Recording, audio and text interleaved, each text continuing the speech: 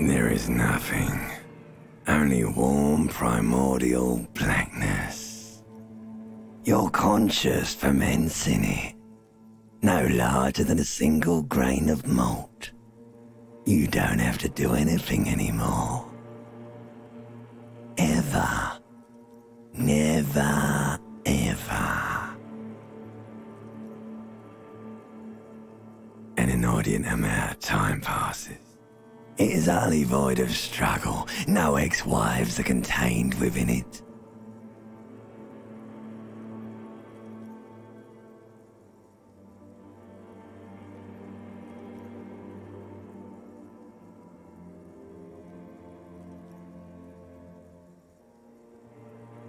Yes, it is. You got it, sweet brother. Nothing upon nothing upon nothing.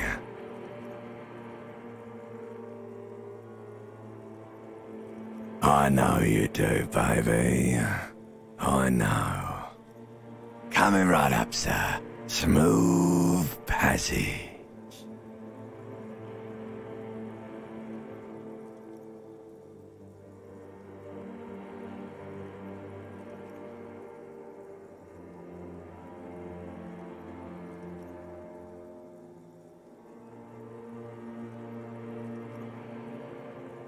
Alright, nothing town to fuck all borough.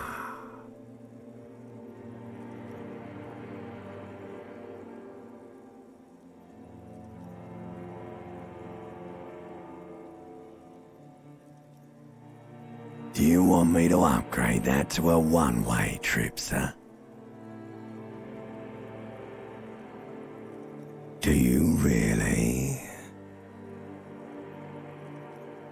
You wouldn't like it if I told you what was back there. Why'd you think you had to bludgeon yourself into oblivion? Or did you not sense yourself marinating? Poured so much on yourself, got a bit carried away, did we, Chef? Fear and apprehension.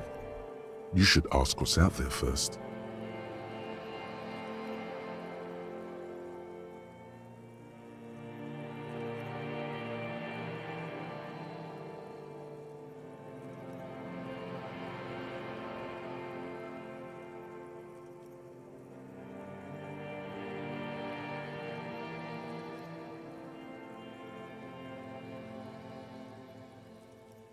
Yes, your one disco mother.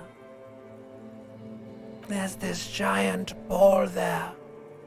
And evil apes. And the evil apes are juking it out on the ball. You're one of them. It's basically all just evil apes juking it out on a giant ball.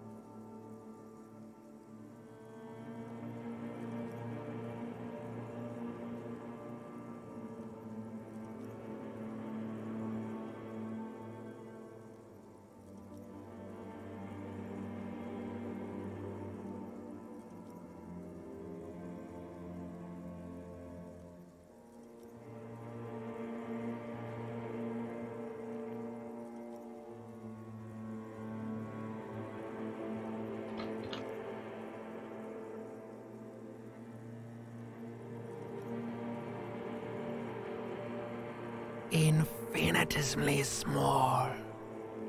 You can't even make out it's a ball when you're joking it out. It's that large.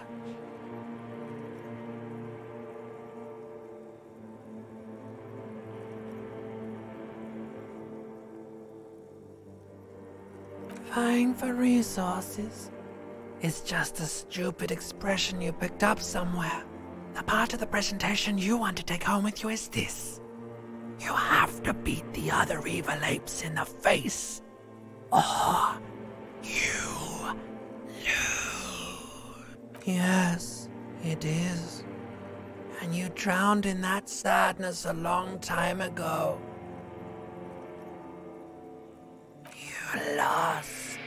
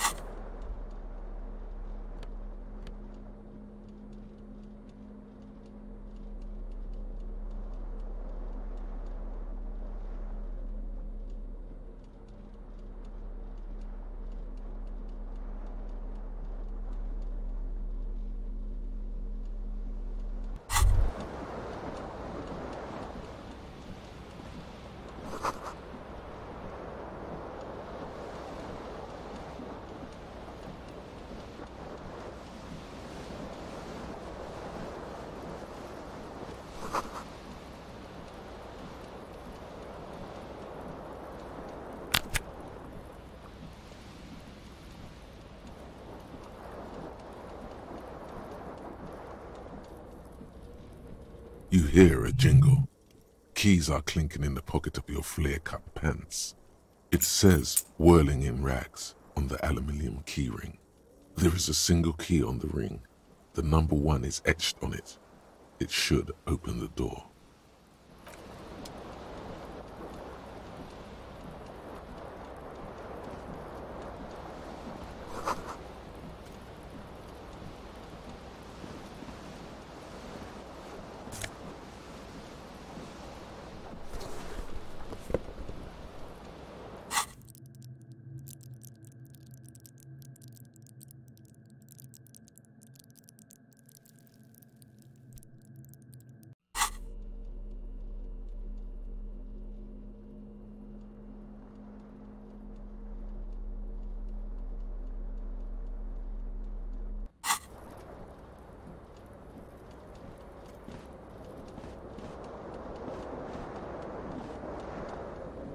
The window stands broken in its frame.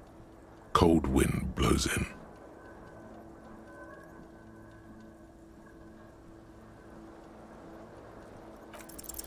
The shards face outward. Whatever broke this window came from the inside. A fine web of scarring covers the back of your right hand, but none of it is recent. More likely a projectile than a held object. There are no fragments on the floor from pulling a tool back in after impact. It is too large for a bullet, yet too small for a piece of furniture. You're looking for something heavy and larger than your fist. The single green shoe you found fits the hole almost as well as your foot. It would have also been heavy enough if thrown with force. Congratulations, you smashed the window with your own shoe. Now you only have one. If you're lucky, you could still find the other one on the balcony outside. The door to it should be outside your room.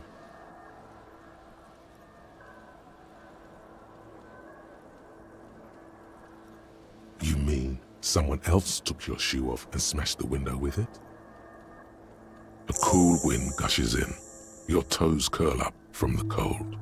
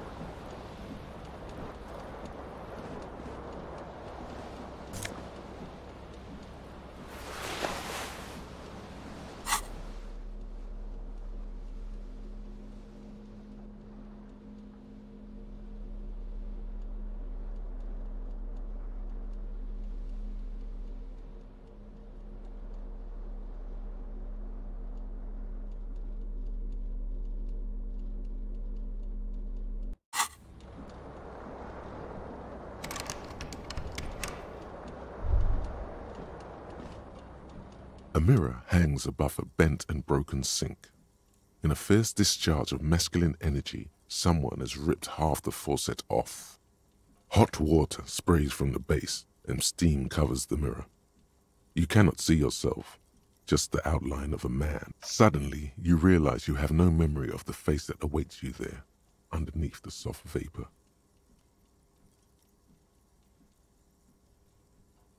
As you slowly reach your hand towards the surface of the mirror. Abort. You clearly have not thought this through. You won't like what you see there, and you will never unbecome it.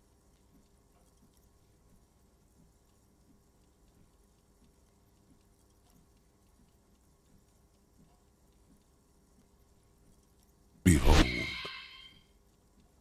You have no idea who this thing is, do you?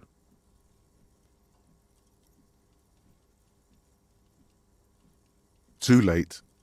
You clearly have rigor mortis on your face. Or wait, is that an expression? Are you trying to make an expression with that face? Why?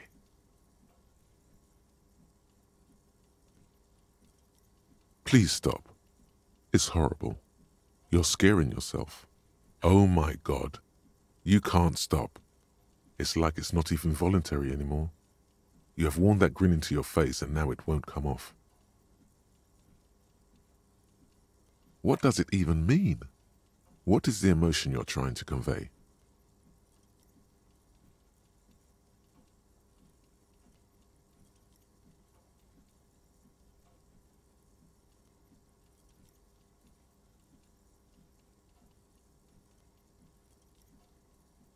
You are correct.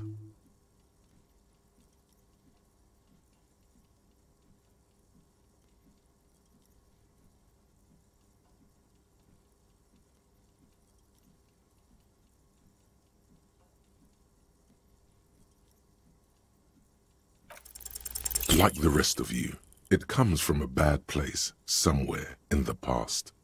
That's all you know for now.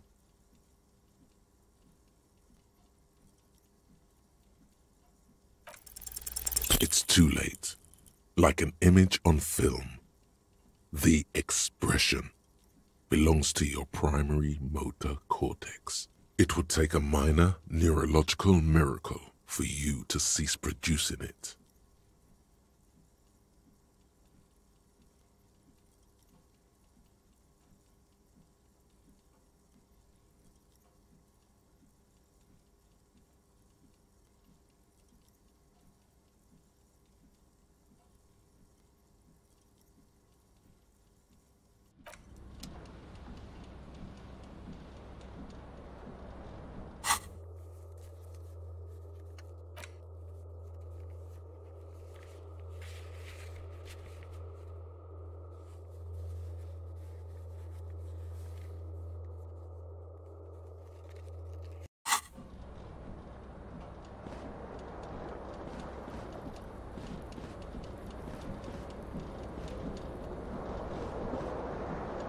This fan has two chain pull switches. One ends in a tiny fan, the other in a light bulb. A truly horrific necktie has somehow attached itself to one of the blades. Or has it been consigned there as punishment? You feel as though this creature is your friend and wants to reattach itself to your neck so that you may continue your adventures together in this strange world. You reach out to grab the tie, but what's this? Diffuse, radiating chest pain. Doom comes over you. This is bad. Feels like sharp stones grinding in your chest and keeping you from moving. For quite a long time, still ongoing. Now is a good time to start worrying. Finally, the pressure recedes. You find yourself covered in cold sweat and trying not to move, hoping it will keep you from dying. The blades come squeaking to a halt. It should be easier to reach the tie now.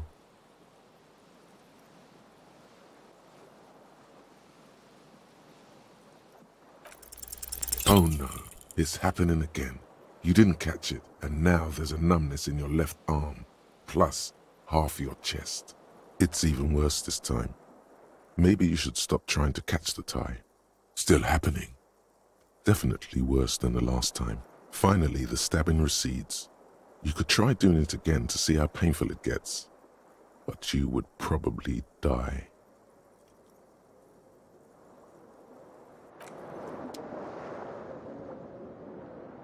This fan has two chain pull switches, or has it been consigned? A terrible mistake. Turn the lights off immediately. You can practically feel the photons burning a hole in your brain. The lights are off.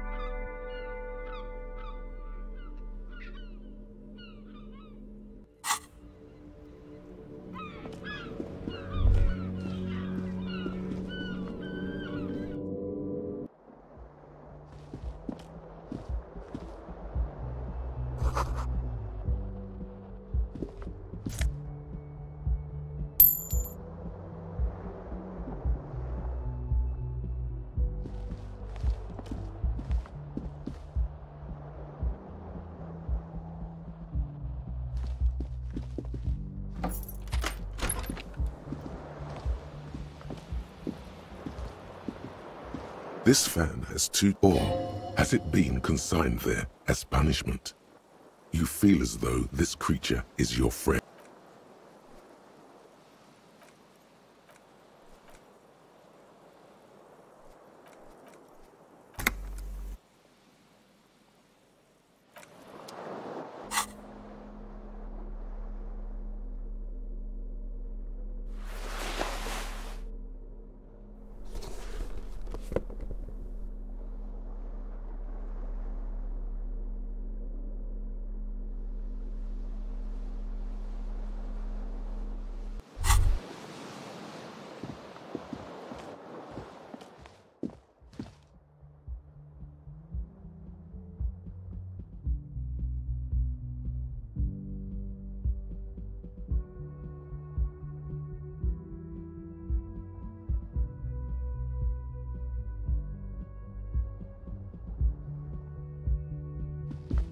Hello, officer.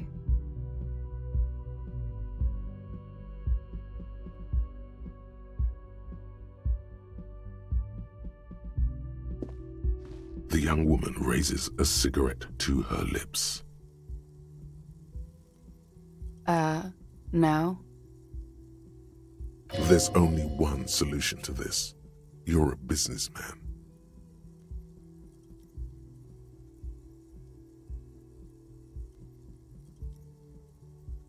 Because you're a police officer, sir. Okay, cool. I won't. She means it. She wouldn't defy authority, however sweaty and bloated it may look. First, I have to ask, are you okay, sir? You look like you're about to throw up. Can I bring you something? She's right. Something wants to come out through your mouth, right in front of her, right here. It makes you put your hand on your stomach and swallow.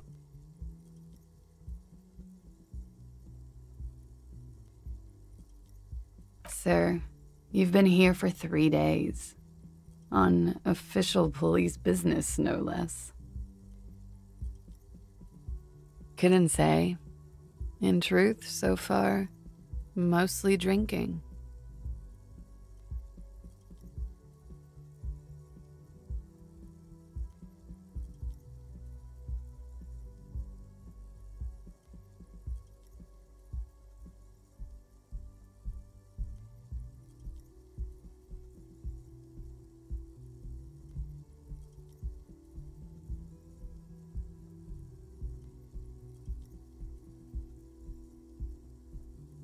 I can see that. Could it be because of the drinking?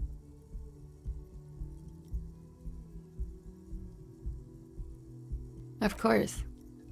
Be careful, officer. They don't like the police around here. She looks back at you, a light glinting off her eyes. Goodbye.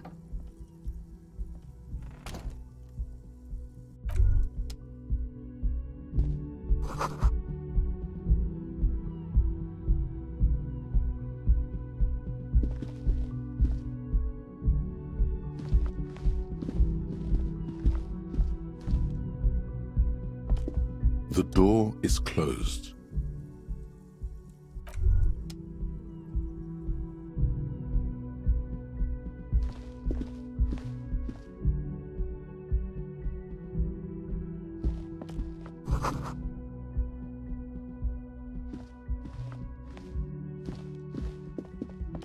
There they both are. Two identical shoes, both copiously green and indiscriminately snakeskin, reunited on your feet, like two baby crocodiles.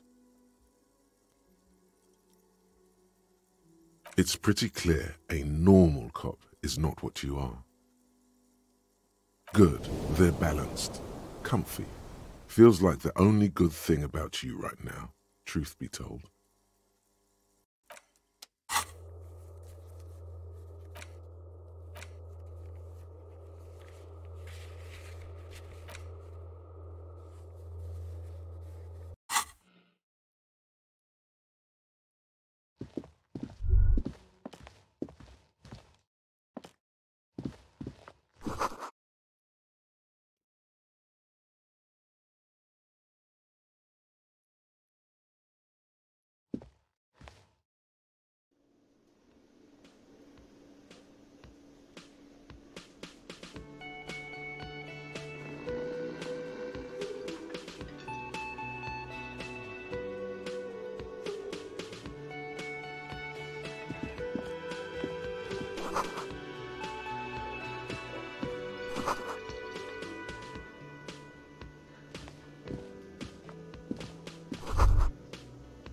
should totally sing karaoke here, the first chance you get.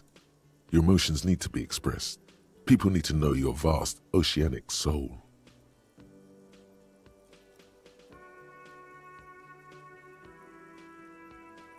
Of course, at this point, precise measurements of your soul can only be performed from the outside. It needs to be heard through a PA system by other people. You have not yet stumbled on the right lamentation, but it's out there. It'll come to you. You will wreak havoc with it. Don't worry. Serves them right. Wipe that smirk off their face with your sad, tragic song. Who's laughing now? No one. You have to find something tragic to sing first, though.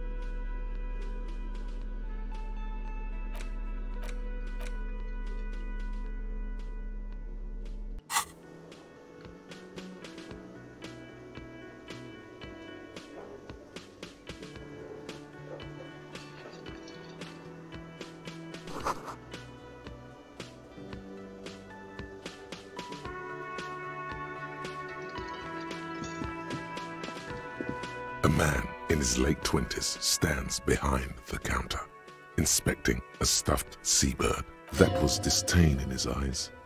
Even now he's purposely ignoring you.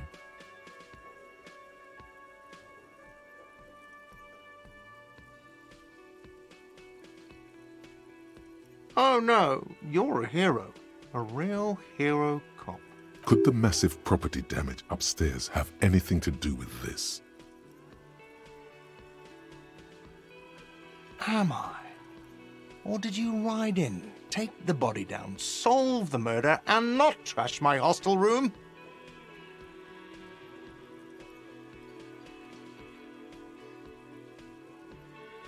No, you see, actually, you didn't. You haven't done anything even remotely useful since you got here. No, I haven't seen you around. I'm not always here. A competent work of taxidermy. The white and brown seabird lies among piles of coasters and drying mugs. One of its wings broken. The man is trying to mend it. Looks like the bird was ripped off the shield that was used to mount it, most likely on a wall. Something about it makes you feel bitter.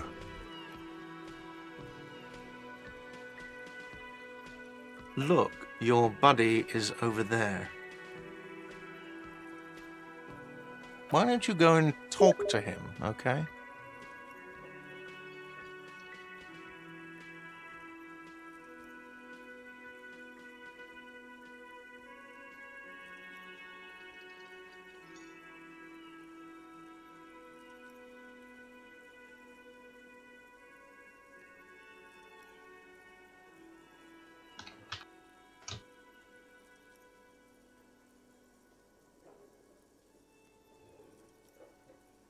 He pretends not to hear you, concentrating on the bird instead.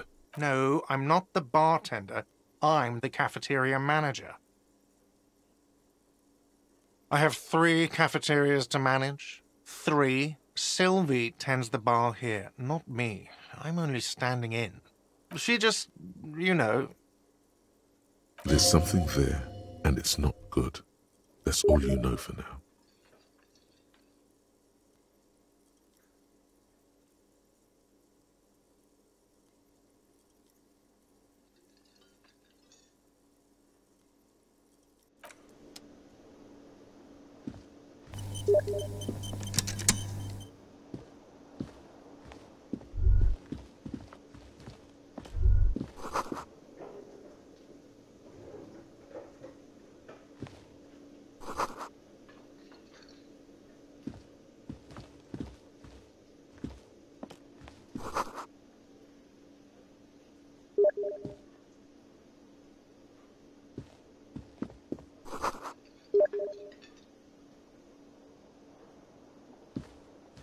Hello, sweetie. You shouldn't keep your colleague waiting.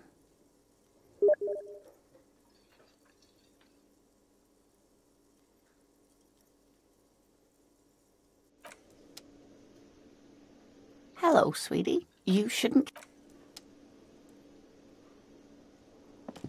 A bespectacled man in an orange bomber jacket is tapping his foot on the floor. Looks like he's waiting for someone. You. As you approach, he narrows his eyes and extends his hand in greeting. If an assault were launched on this building right now, if the windows came crashing down and the whole world descended upon you, this man would hurl himself in death's way to save you. You are sure of this, but why?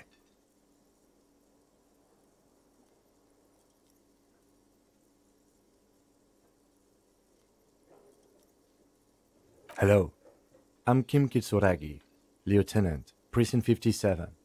You must be from the 41st. You realize he is waiting for your name. This is your chance to come up with a really good name for yourself. Get creative. Conceptualize.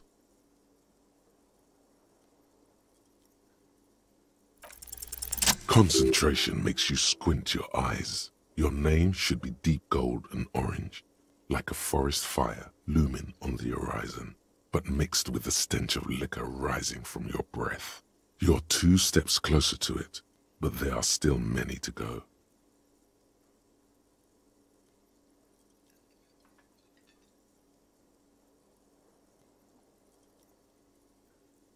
Okay then. It looks like we had a little scheduling error on Sunday. Saturday too, actually. Have you had time to talk to the manager here?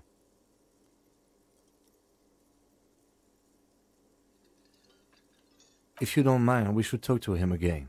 Ask him for a rundown of the area, now that I'm here as well.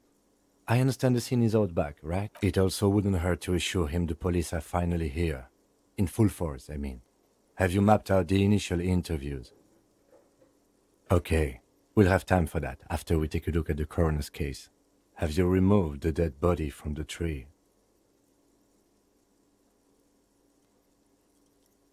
So, the body is still in the tree. This is the first time you detect a weariness in the lieutenant's voice. It is obvious he would have preferred for the body to no longer be in the tree. Where it has been hanging for 7 days straight. We should go there as soon as we are done talking to the owner.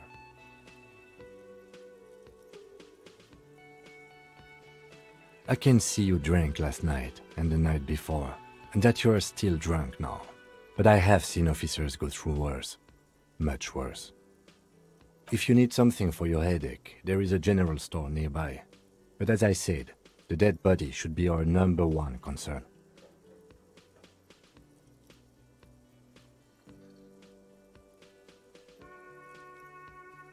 After you, officer. If you're about to embark on an investigation, shouldn't you have a badge? You mean you don't have a badge?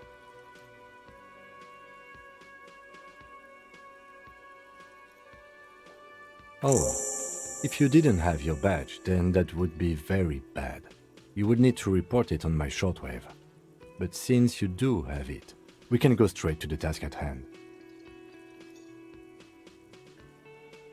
Lieutenant Kitsuragi is now in your party. You can talk to him whenever by interacting with him.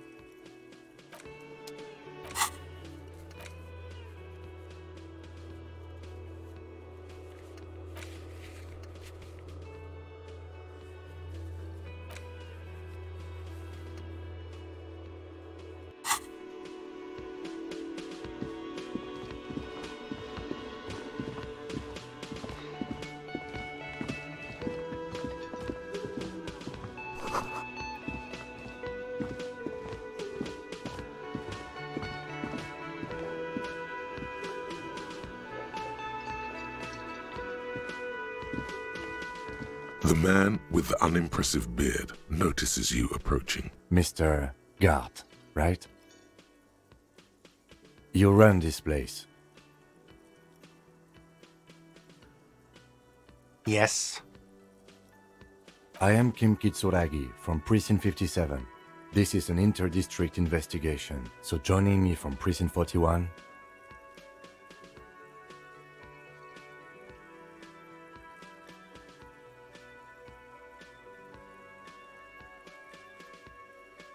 Are you kidding me?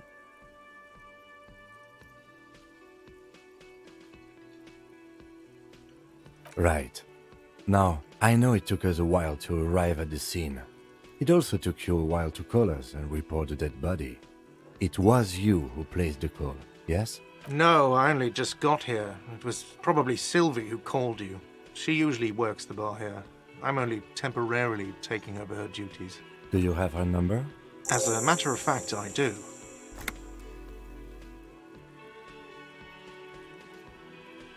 You said you just got here.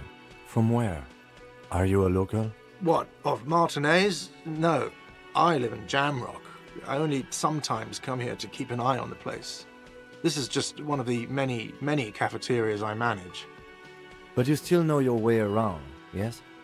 In case we need directions. Yes, I know where some things are, but as I said, I don't live here. I just used to work here. And I'm not going to start working here again, if that's what you think. I didn't imply that. Detective.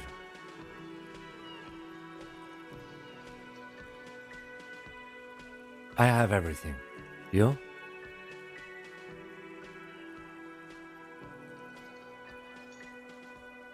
Yes, yes. He means, do you have questions for me, like a police officer would?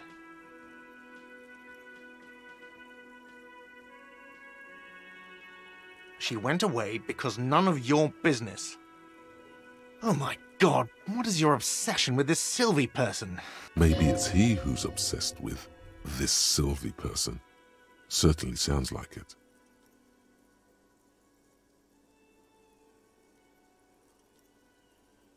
Behind this building, there's a courtyard. They hoisted him up on a tree there. That's easy. See that door there?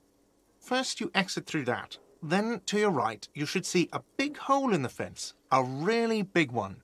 You can get to the courtyard through there. No need for the keys. The hole is big enough for the Franco-Nigerian cavalry to fit through. Does he want you to feel guilty of making that hole? It's implied in his voice.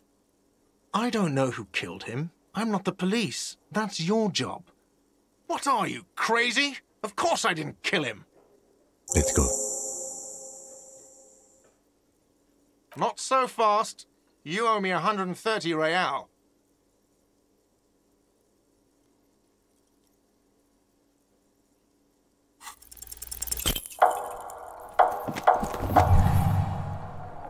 One moment you're running like the wind.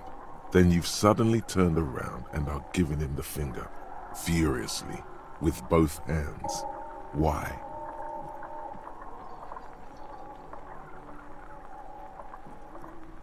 That's true, yes, and it's worrying. But let's not fixate on it. Look at that stupid bartender instead. He has no idea what's going on. You and your fuck you fingers floating in the air. Barkeep's got his mouth agape like an idiot. You showed him. Watch out!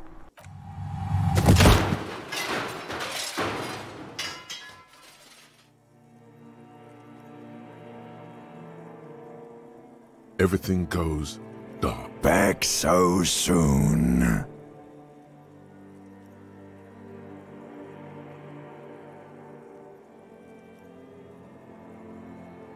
Admit it, you just missed the quarter light.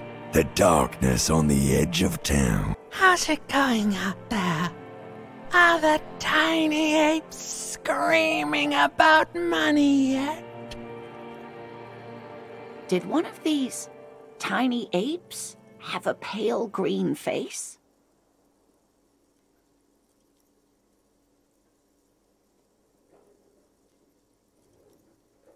It's a joke, sweetie. I didn't actually think you saw the kind green ape of South Safra in a hostel in Martinez. That would be ridiculous. Are you okay? No, you have sustained a trauma to your lower neck. In addition, You have strained your left trapezius muscle. Pain surges down your back when you move.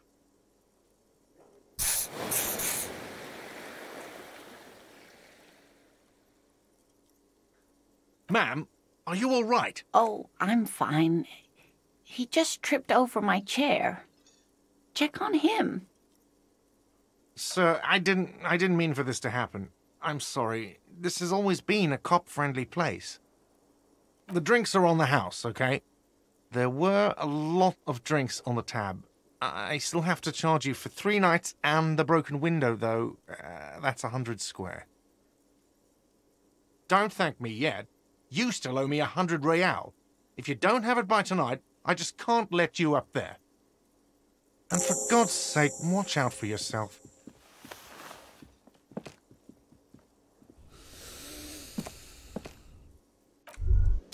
By the way, where is home?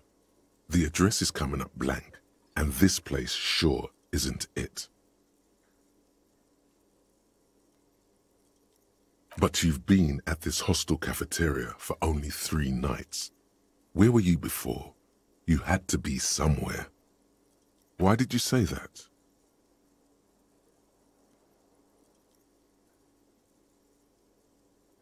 No. But isn't that an expression, not a place? A saying. Up on Marvel Hill, a great high place, one that is impossible to climb back to. That doesn't sound like somewhere you can stay if you run out of money.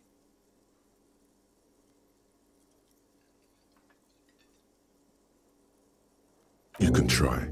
Run some addresses in your head when you get the time. Maybe a street or an apartment will appear.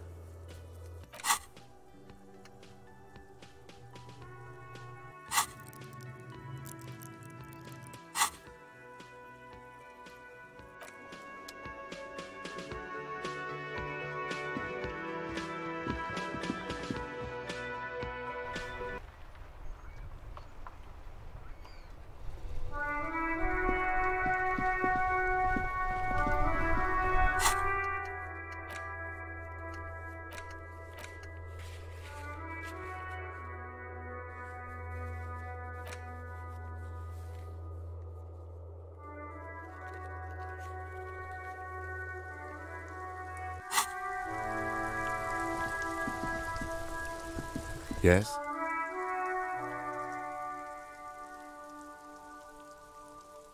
Me? I don't see how my life is pertinent to the investigation.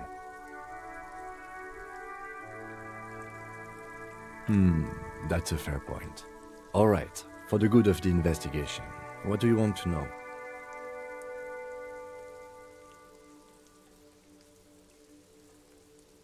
That's because I'm half Seolite, or quarter. My father's father was from Seoul. So was my grandmother, but from my mother's side. It's not an interesting topic. It's a part of the world, officer. A geopolitical entity and a geographic division. I told you it wouldn't be interesting. Seoul is a protectionist, isolationist, pan-Isolari state west of the Insulindian Isola. Actually, it's quite interesting. Some would even say mysterious. You're barking up the wrong tree. I don't speak a word of Seolite. I've never met either one of my grandparents, and I've never been to Seoul. I'm a regular Rêvacholière. He's glad to have shut down your question.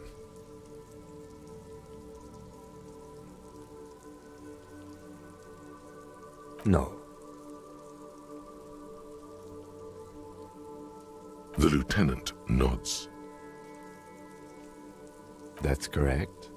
You feel a slight urge to put the lieutenant down for this, but you can't quite muster enough testosterone.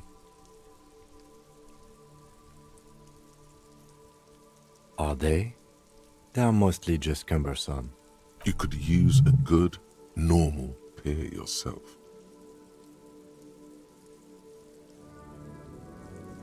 What do you mean? I have no idea what you're... The lieutenant's conceptualization skills must be rather rudimentary. The lieutenant is a police officer of the old school. His concerns are material and extrinsic. But this isn't an old school case.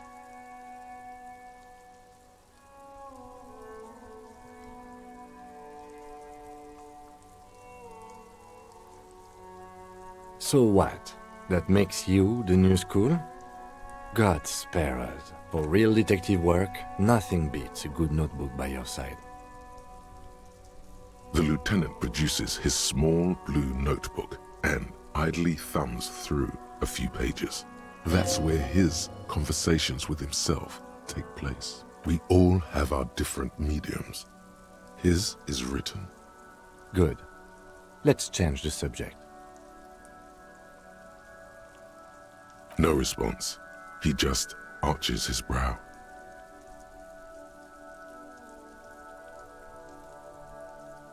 Have you tried concentrating on something other than your personal affairs? There is a sudden, harsh edge to his voice, like he's tired of hearing about your personal affairs.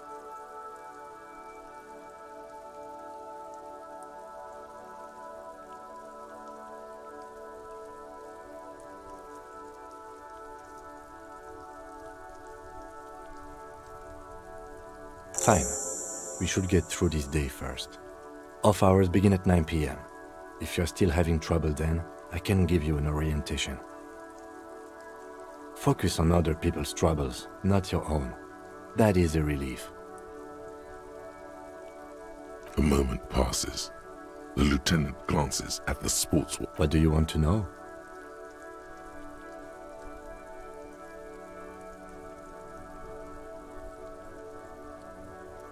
I'm afraid you and I are pawns in a pissing competition. His disdain is clear. This man would not use such an expression otherwise. You don't know? I assumed you were in on it.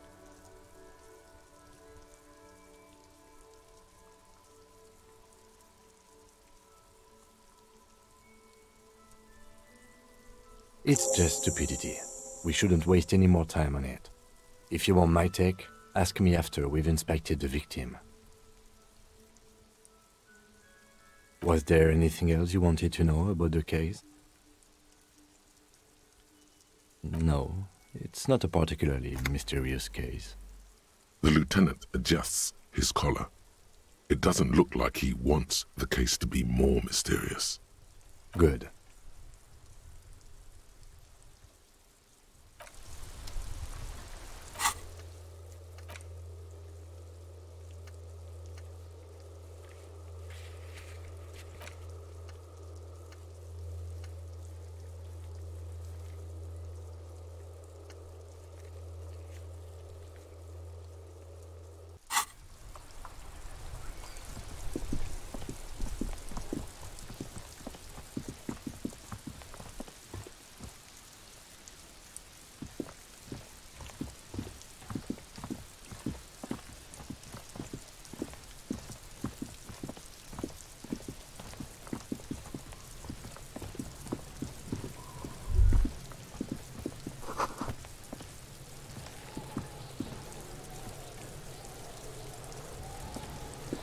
Cuno's got this! If there ever was such a thing as an ugly kid, then this is it. He's almost exquisite in his ugliness, like a gremlin. Oh yeah, nappa gumpy, Cuno!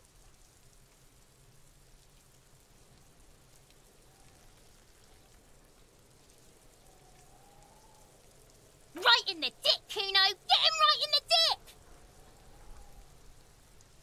It's loving in the dick. The boy is sweating profusely. His eyes are like two black holes and his jaw is twitching as if trying to break free from the empire of his body.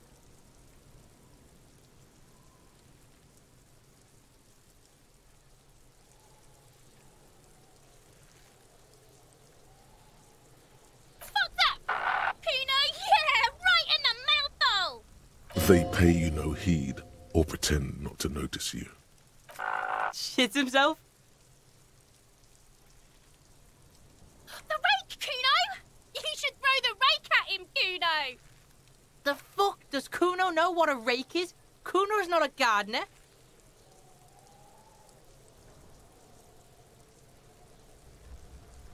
The fuck are you talking about? He's calling us Cuno! He says we're fucking each other!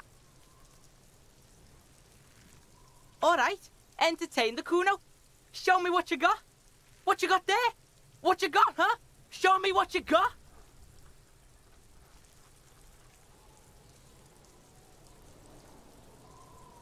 Cuno's Cuno, pig?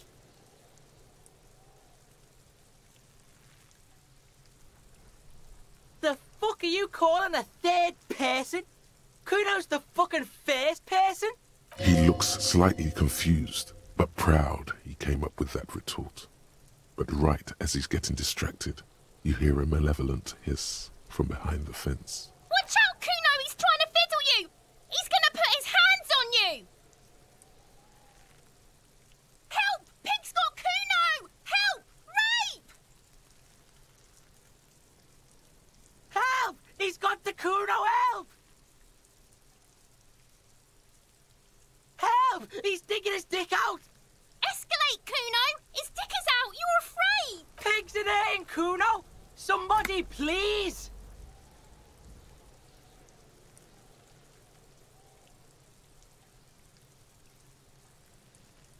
Look, I know you wanted to hit me. You got that, I'm gonna fuck that Cuno up look that Cuno's dad gets. The murder look, the rage look.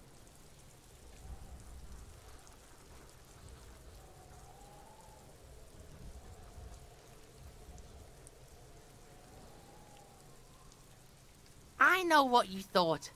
I'm gonna fuck that Cuno up. I'm gonna shut that shit down. You know what? You should have, because now... You're nothing. You're a joke to Cuno. Cuno laughs at you. King Cuno! The whole charade was about establishing dominance over you. You backing up means he's succeeded. Cuno turned you into his prison, bitch! You're gonna be in this shit with Cuno! No, you're not. We can just leave. Bitch, you're gonna be in this shit with Cuno forever!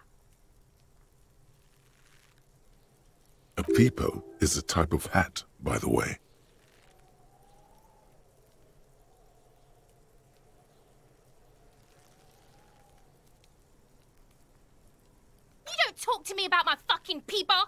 You don't know where I come from. You just Cuno's bottom bitch.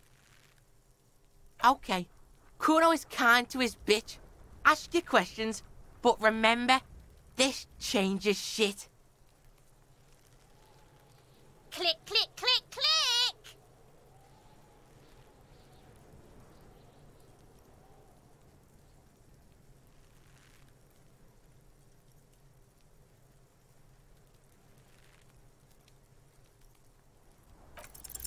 It's not Cuno. It's Cunoesse.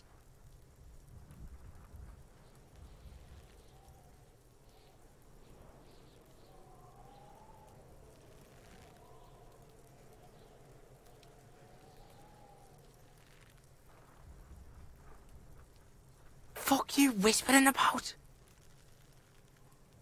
He's whispering too. He's going with it. But watch what happens. Fuck you whispering about.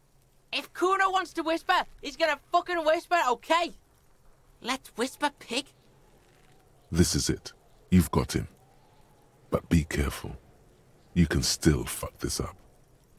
Don't make Cuno look bad in this.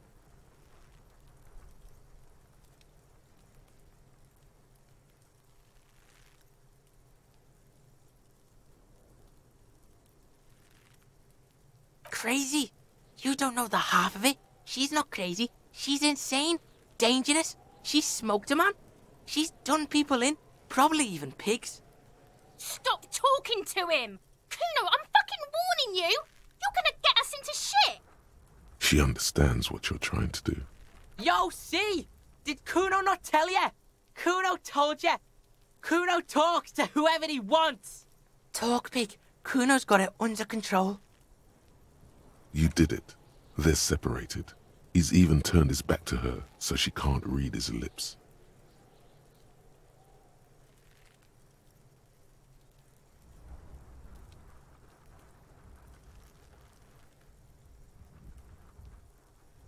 Yeah, she's psycho.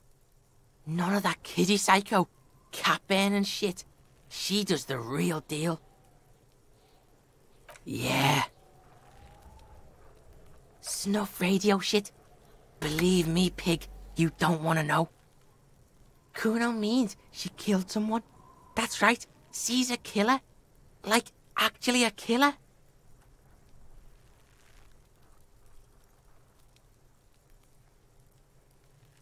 Killing is serious shit. Cuno's always serious about the 488. 488. The criminal code doesn't go higher than 190.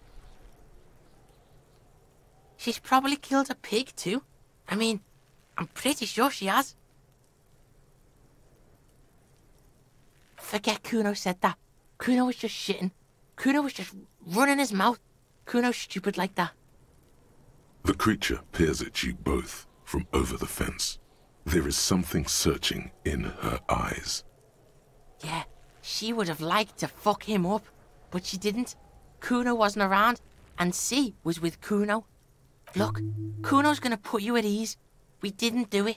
He speaks the truth, my liege.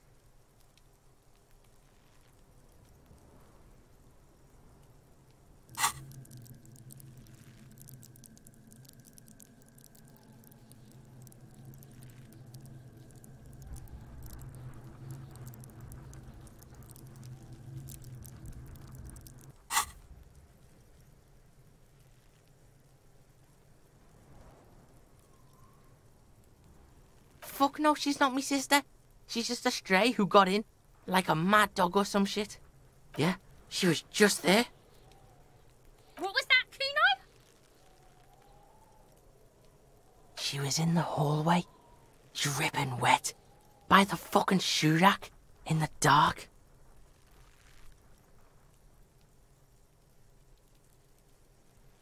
Cuno's got no fucking idea. Her hair was all wet. I think she pissed on the floor too.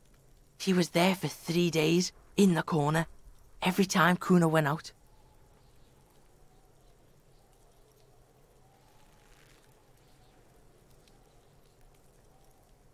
I dunno. Someone left the door open. Cuno comes home and she's sleeping under the desk, under the pile of clothes, like a dog. Cuno's dad doesn't give a shit. Doesn't even see her there, or thinks it's fucking Cuno. Shit's all on Cuno. Cuno Cunoesse, two of a kind.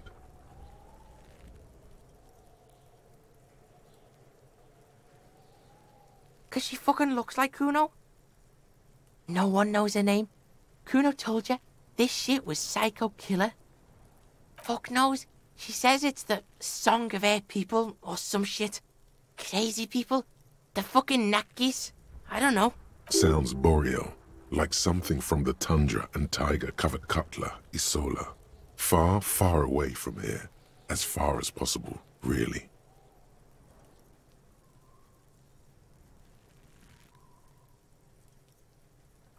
So is. Like that man from Helmdall shit. She could be. She could be that Helmdall shit. Revelshot does have a small Suarese community, or she climbed into a yakberry crate and was shipped over accidentally. How's Cuno dealing? Cuno's dealing just fine. He doesn't need you fucking with any of it. C doesn't either. Cuno's got this shit under control.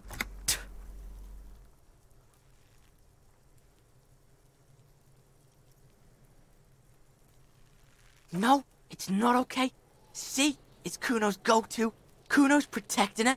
You fuck with C. You fuck with Cuno. You threaten her. You threaten to take her away.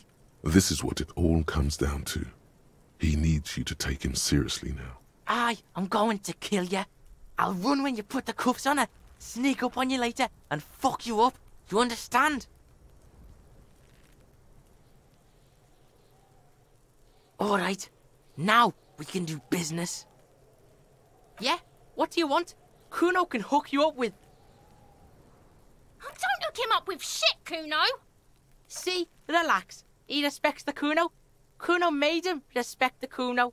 You respect the Cuno, you get all kinds of shit.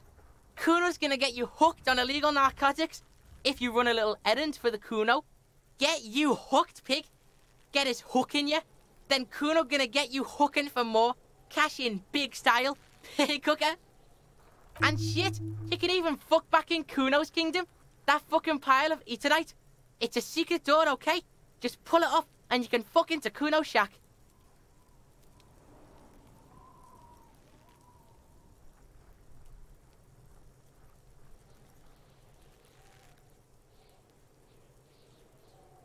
Shitload, pig. What's your question? Don't tell the pig shit, Cuno.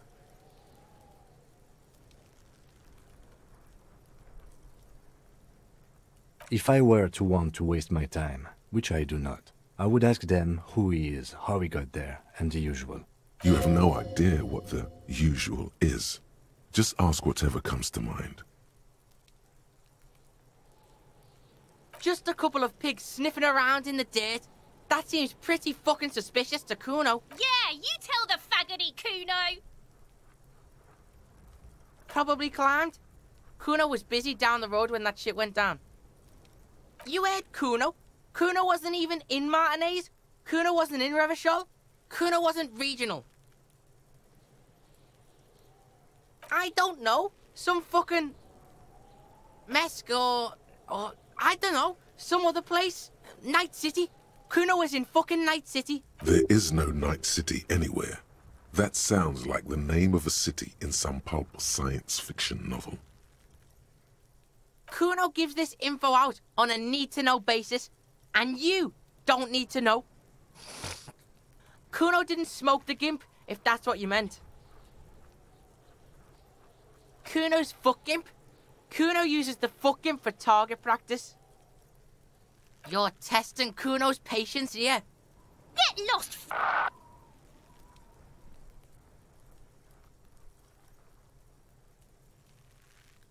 Right, pig? This is where Cuno plays with his little wooden choo-choo. Fuck do you want with it? Yeah, whatever. Cuno doesn't give a shit. Cuno doesn't fucking care.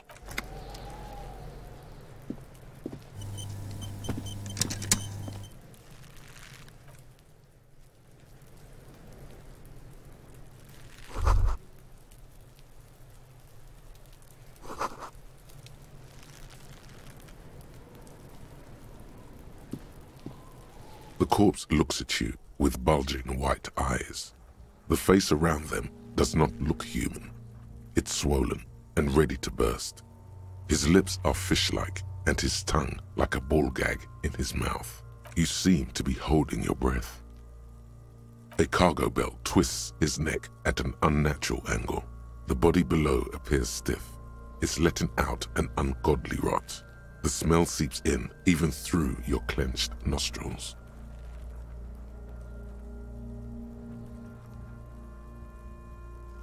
Active decay.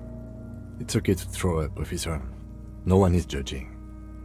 He's about to blow! Cop's gonna blow, Cuno!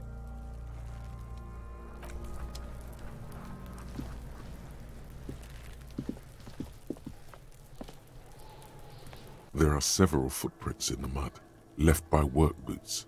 Anywhere from 6 to 12 pairs have walked here.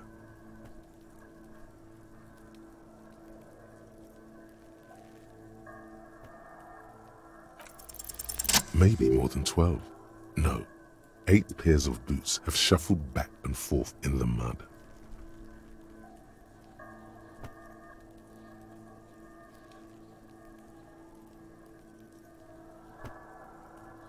One, standard work boot, steel reinforced toes, number 46.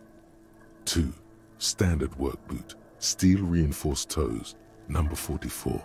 3, hobnailed work boot, steel reinforced toes, number 43. 4, standard work boot, number 45 or 46? You don't know. It's a miracle you can tell the prints apart as it is. The cold must have preserved them. 5, another standard work boot, steel reinforced toes, number 44. 6, an aberration, light as air, even pace, same make of boot, but number 41. Impossible to tell. Could also have been an adolescent. The gait is undeveloped. 7, the glowing outline of a standard work boot, number 46. But the imprints are twice as deep as the others.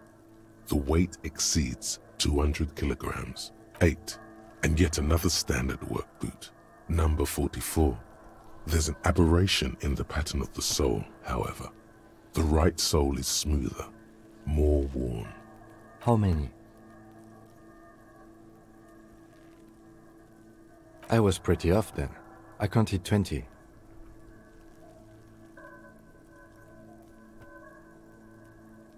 I never got the hang of it. Hyperopia. Do you see anything out of the ordinary?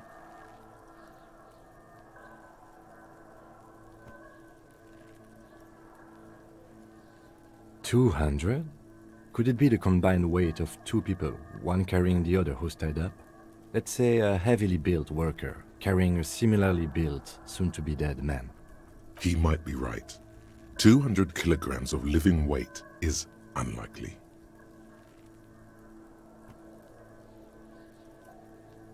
Possibly, yes. A woman or a kid?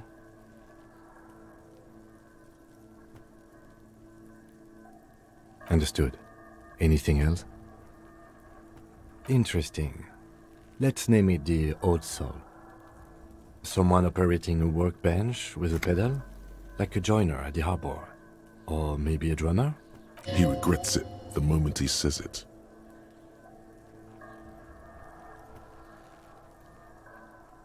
No, it's not. Forget I said it. We are not looking for a drummer. Perhaps it could be a driver. A driver would wear out the right shoe before the left. The accelerator is on the right. He doesn't seem to hear you, looking south toward the traffic jam instead. The machines are silent. The engines are all turned off. We should keep our eyes open around the traffic jam. See whether anyone strikes out as a potential suspect. Seems prudent, no?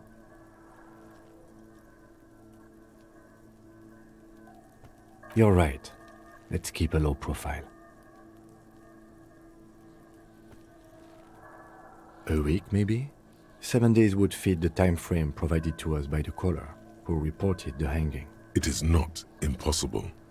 I pulled last week's forecast for coastal Revachol. 7 days below freezing. The day before, the day of his hanging, was the last warm day. Correct again. Sub-zero temperatures would preserve the tracks in a good state. The commotion here could have taken place a week ago. What do I think? A mob of people brought something heavy to the tree. One of them was carrying the victim. They shuffled around, especially under the tree.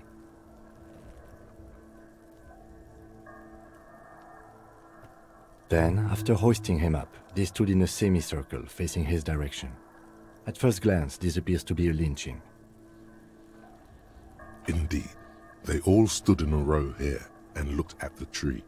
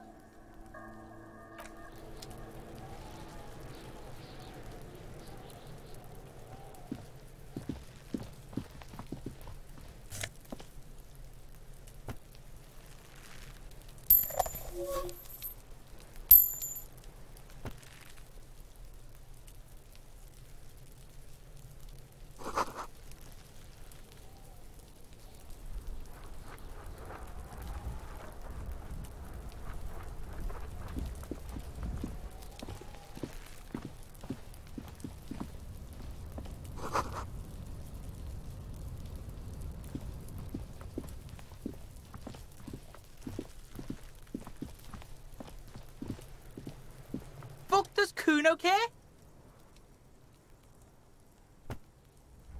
The fuck about it?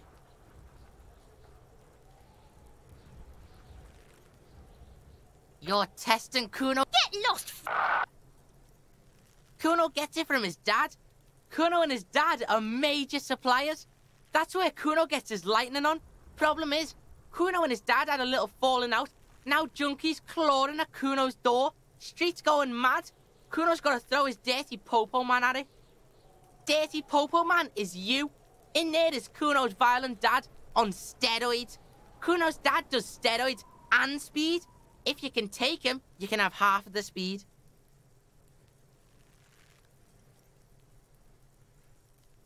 Cuno's dad is a fucking monster. He's the most violent man in Revachol. He doesn't give a shit about a single thing.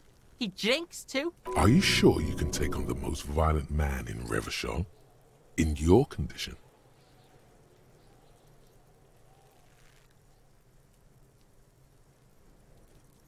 Okay, Cuno's listening.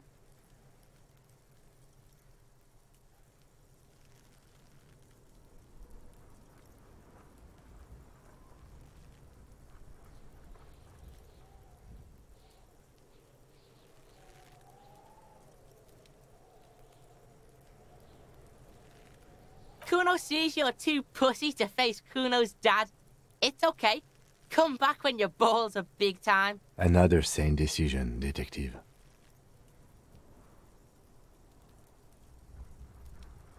Yeah? The kingdom of Cuno? The fuck do you want with it? Look at that fucking shit! You're trying to get Cuno killed! Fuck does Cuno know? Cuno's not a fucking acrobat. The lieutenant takes a quick note in his... It's a trap, Cuno! Don't climb it, Cuno! Dunno. Kiptas gardener used to work there. Kipt is a pejorative term used to describe people of South Seminese or Areopagite descent.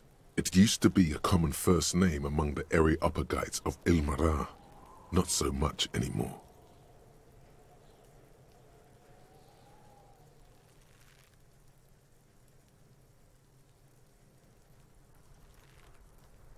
Look, Cuno doesn't explain shit.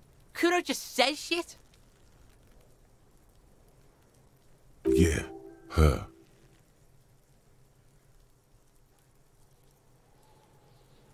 Yeah, whatever. Cuno doesn't give a shit. Cuno doesn't fuck...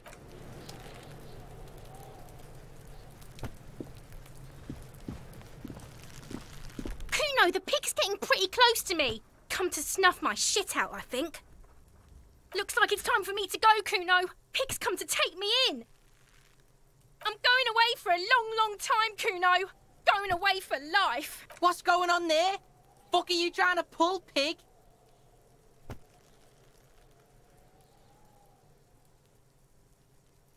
You don't want to fuck with me. I got my hands bloody. I'm not here, pig. You're not seeing this. You can still see the top of her hat from behind the...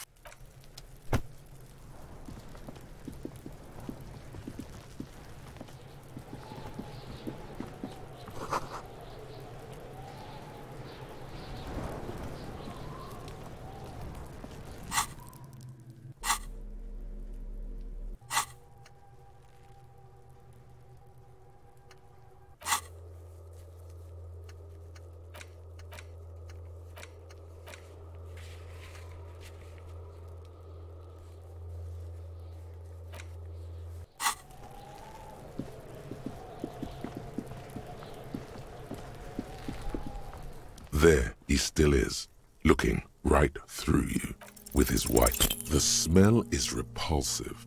It pushes in from your mouth, more instant and more familiar than anything you'd expected, more fever than odor. It fills your mind, flushing you from within.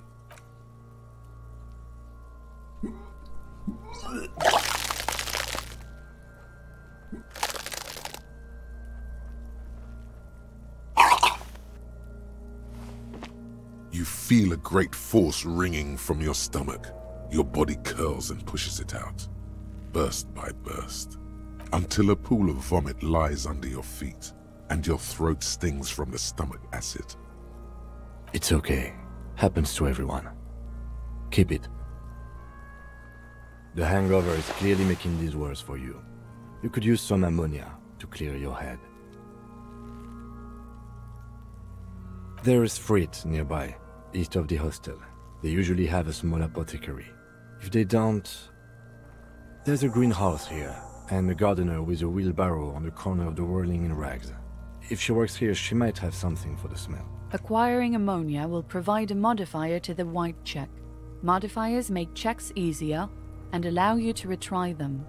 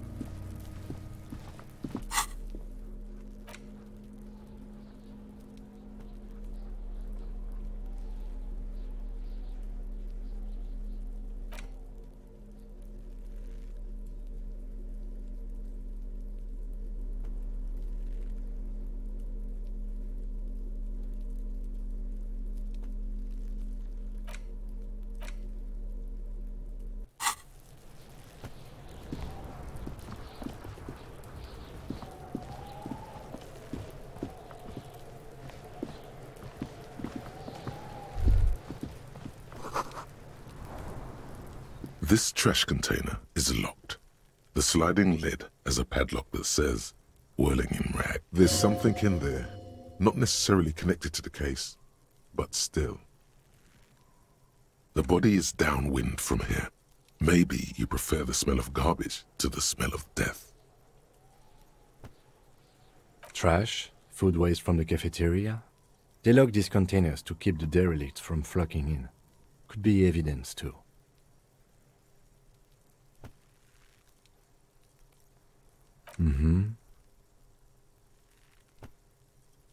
We could try using a pry bar.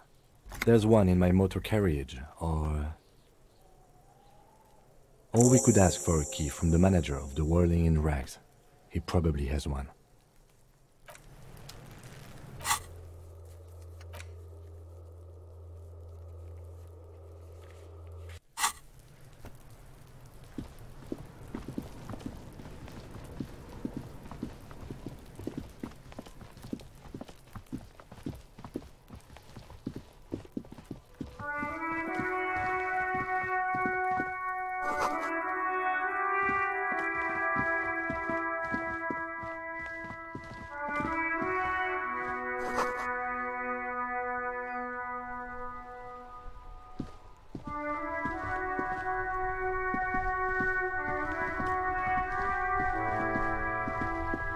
This Postlavantore mail collection box has been heavily vandalized with graffito.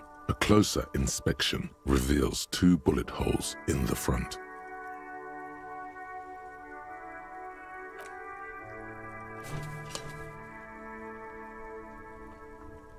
The box seems happy.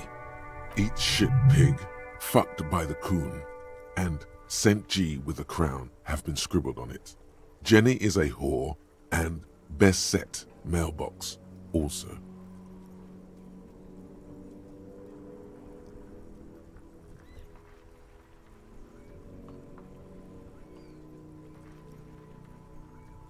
The mail collection box seems cathartic, thankful even. So do you.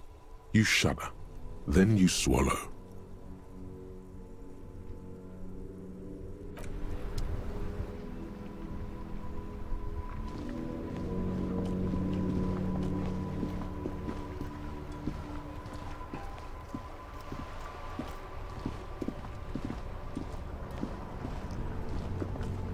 Before you stands a motor carriage. The bodywork is covered in blue and white livery, bearing the number 57.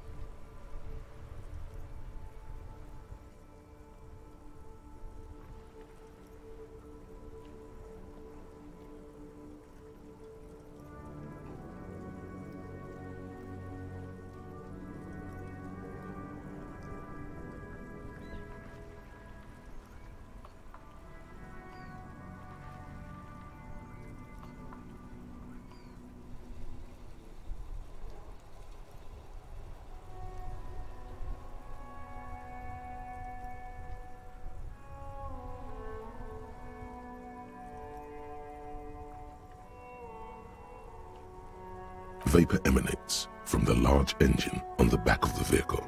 It hasn't had time to cool off yet. This must be the infernal machine that tore you from oblivion.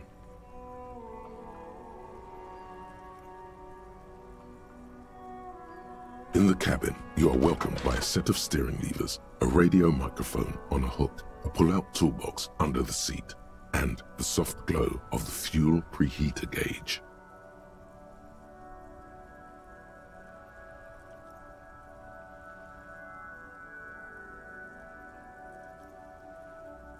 A metallic drawer slides out from under the seat and clicks into place. The tools inside are neatly organized. Take what you need, officer. It's going to be a long case. I'm not protective of my tools, like some men are. He's clearly a little protective of his tools. But what can you do? Work is work. The pry bar feels nice and cold in your hand, heavier than you'd think. Useful for opening all sorts of doors and lids. The handles are long and sleek. Snap, snap go the cutters in your hand. It's robust, weatherproof, and well-made. Police issue, blue, lets you see things in the dark you would otherwise miss. The pull-out toolbox slides back into its nest. Preheater gauge casts a warm glow on the steering levers and the radio on its hook.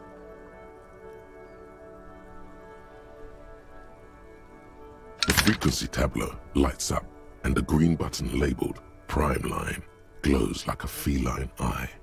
And then you hear something. The soft purr of electrical kittens.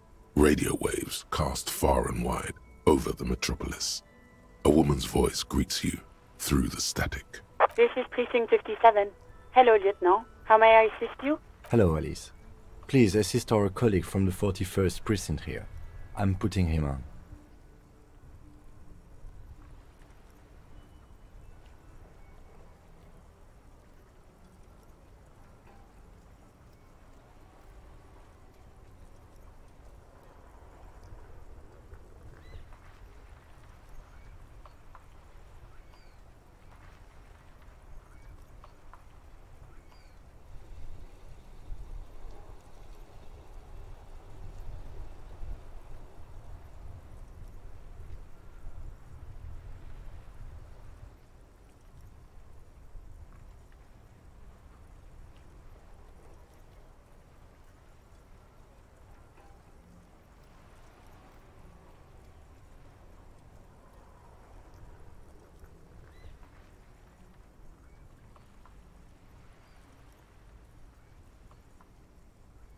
This is Officer Alice Demetri, Precinct 57. How may I assist you?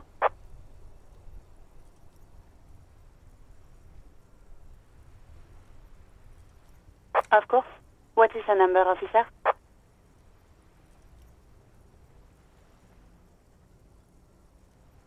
Yes, hold on. Her number is 005 1944 298. Received. Hold on, officer.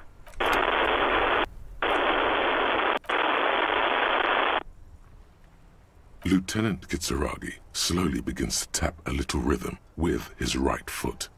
Quite. Officer, I have Sylvie Malaika on the line for you. Yes, hello?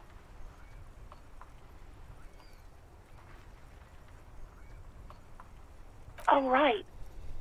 Hello, officer. What can I do for you? You can hear resentment in her tone. She's not thrilled to be talking to you again. You mean, why did I leave the bar? Honestly, I'm not really comfortable discussing it with you, sir.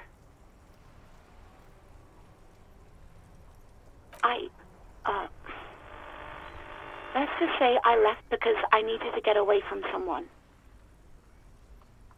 You know whom? You think you hear a sliver of accusation in her word. Don't be paranoid. She's obviously talking about someone else, not you.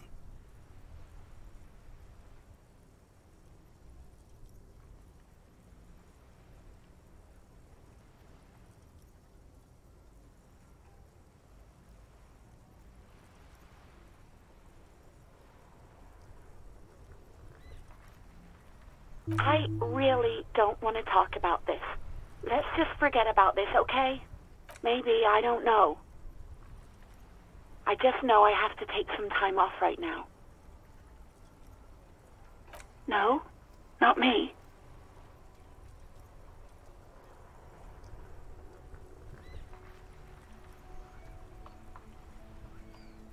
What? Of course it bothered me. But I thought the union already knew about the corpse. No one calls the police. The union would get angry. You know, what the union says goes. People listen to them and they take care of their own, which is like everyone here. Garbage.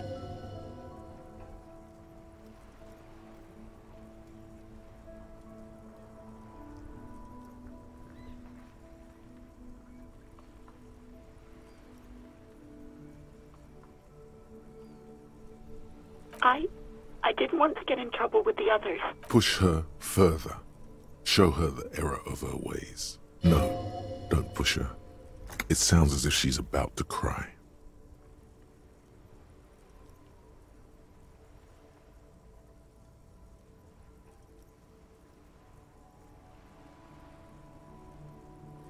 The other people who live around here. Local people, I didn't want trouble. Her voice is resigned and weak.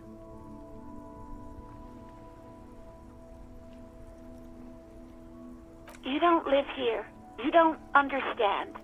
Squealing is frowned upon here. Everything is dealt with, well, by the union, internally. Please, I just didn't want any trouble. You do? Oh. What else can I do for you? No, sorry. I don't.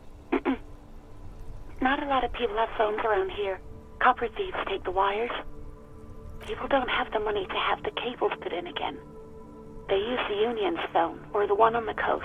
It was someone else. We'll find them sooner or later, officer. Yeah, go on.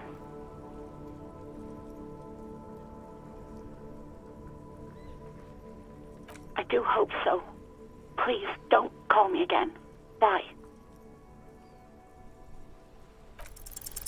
Yes, you have obviously done something to upset her at the Whirling in Rags, when she was still working there. I'm not mad, it's just...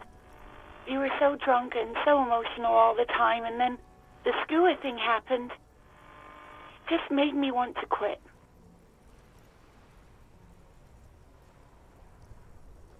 The stuffed bird, the great skua. You threw it against the wall while screaming, "Fuck that bird," and laughing like a maniac. I think you said it had been giving you shit ever since you got there.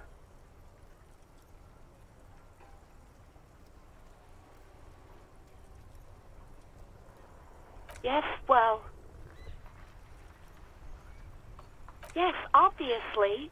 You were the worst client I've ever seen. And I have seen so many assholes in this place. I've had sailors fighting, union guys grabbing my ass, kids stealing booze. Once a guy was glued to the karaoke machine every night for 2 months. But you, well, you were worse than all of them. Honestly, you were getting borderline aggressive. Even about little things like not turning down the volume at 3 a.m. I even liked one of those songs you kept listening to on repeat. No more. I hate it now. We Go On by the O.O. I can't listen to it anymore. You've turned it into a parody. To hell with that song. Then there was your room. Your project. An experiment to see how bad it can get in there. I tried to send the cleaner, but you wouldn't let me. Threatened to make me understand. I had no idea what you meant, and I don't want to know. And then you screamed something about how you're a piece of shit human being, and why does anyone even let you work as a policeman? That you'd fire yourself, but you can't even do that. And then I had to deal with your toilet, the one you clogged with police documents, causing water damage downstairs in the kitchen. I won't even mention you waving your gun around, harassing customers, threatening to sing karaoke, threatening to kill yourself.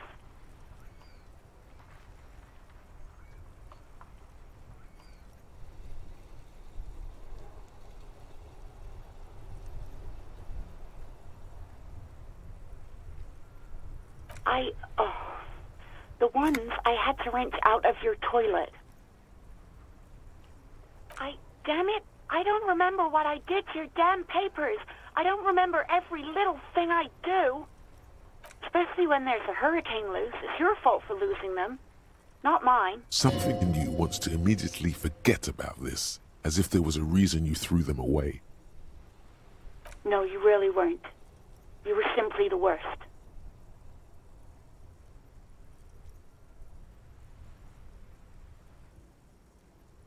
God, I knew I shouldn't have brought it up. Just try not to call me again, and let's pretend it never happened. All sorts of things. From disco, rock too. Which one would that be? Sad? I think the one you mean is the smallest church in San Sans. Butchered that right up. Interesting.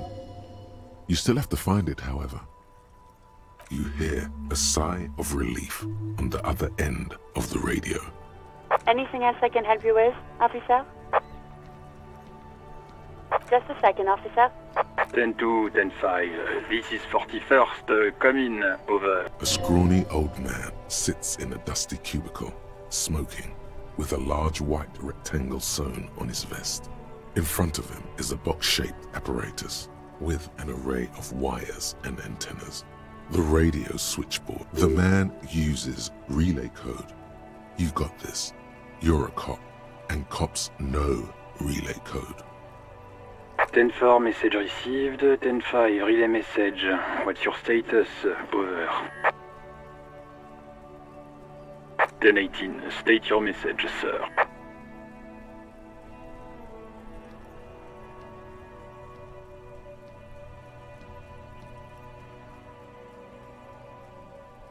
But you said... never mind. 10-9, over. 10-4, message received. This is a very serious situation. I need to 10-22 the captain. Is it him? What does he want? Says he lost his badge and needs to report it. He what? He lost his badge? Who lost his badge? Dick fucking Mullen. Who do you think? It's Officer Dick Mullen from the bestseller Dick Mullen and the Lost Identity. Dick Mullen is not your name. It's the name of a fictional detective who would not lose his badge. Defend yourself. Immediately. They're laughing at you.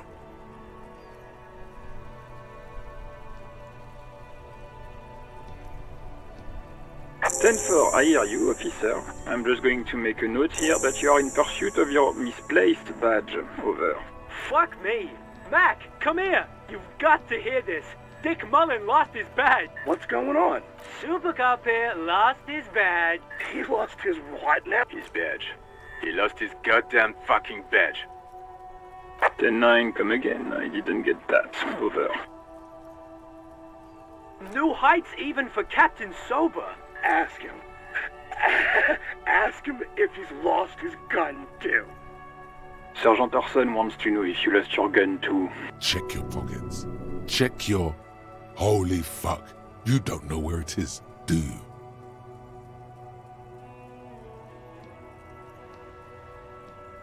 No. It's gone.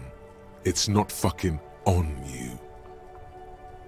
10-9, come in, officer. Did you get my question? We were wondering about your gun. Over. Even before you can get the words out, everything gets scrambled in your brain. He says he didn't lose his gun. Or his fun, whatever that means. Ask him to describe it. His gun. Not his fun. Just the gun will do. Satellite Officer McLean requests a description of your weapon. Oh, request a description, huh? We'll give him one. Describe the plasma gun.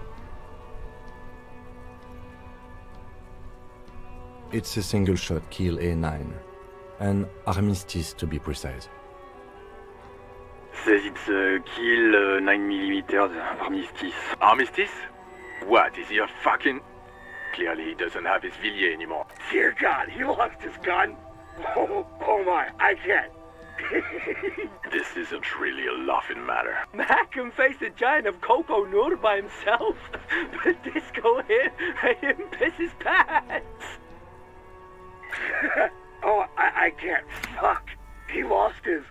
Ask him if he still got his wiener. I'm not going to. Ask him.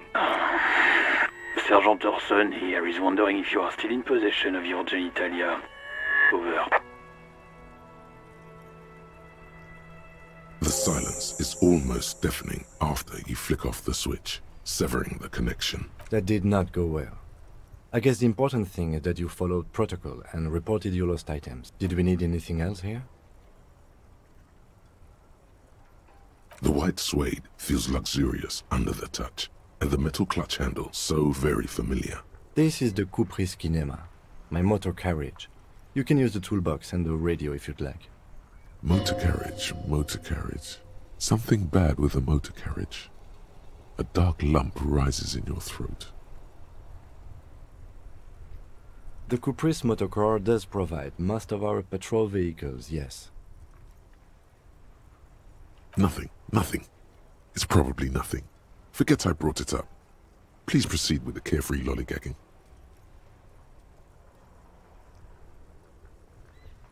No, I'm afraid not. We have a murder case on our hands, remember?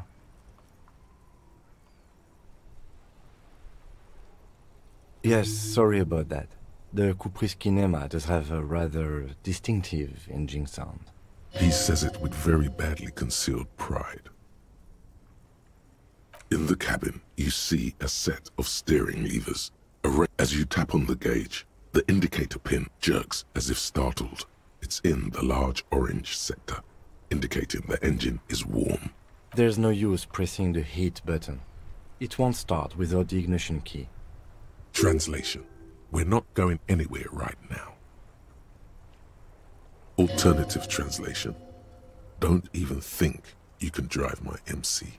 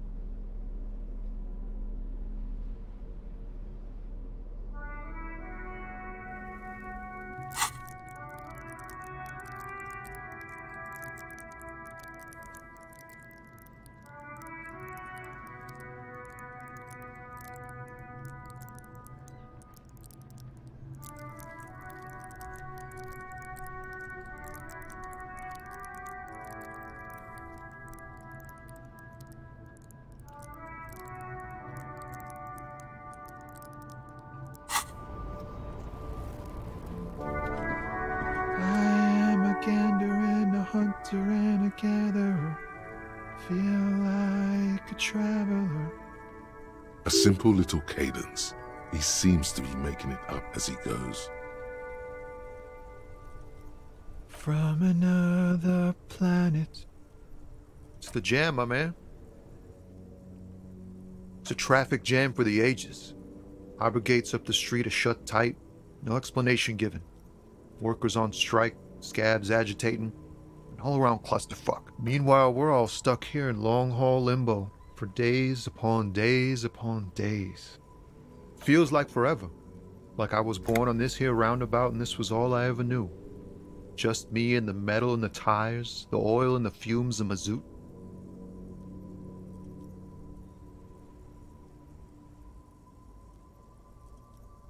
Yeah, imagine. It's been a whole week already. Behind the laugh, however, a touch of sorrow. So tell me, what do you need? Huh? Oh, no, I ain't got any money. They don't want to pay for unfinished work. The bosses, man.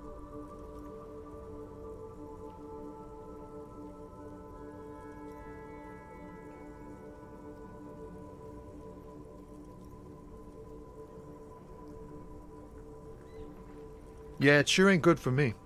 Or you. I'd spare a coin or two for a city cop down in his luck. If I had, say, 4 myself.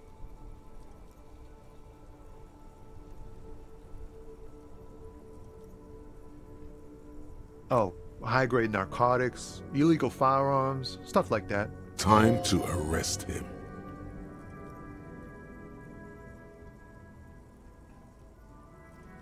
Can't even get a few jokes past you, my man. I've got another haul of found cargo. Mostly sporting goods, tracksuits, and that kind of thing. They usually get shipped to Grad in the Occident, though we've been making headway in the Il Moran market lately.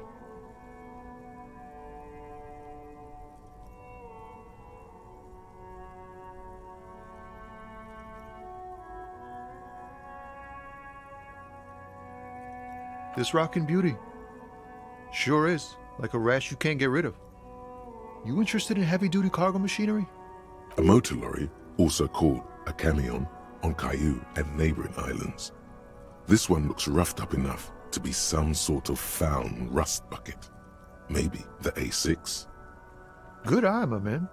Yup, she's an old one, but reliable. Me and her spent a long time together. There it is again. A little touch of sadness beneath his cool. He thinks he's spent too long in this lorry.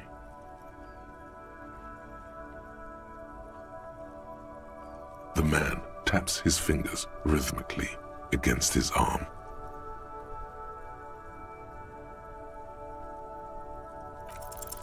In his eyes, an unfamiliar longing. Flecks of brown and gold. It's hard to say. His gaze wanders southwest, down the street that goes... Excuse me?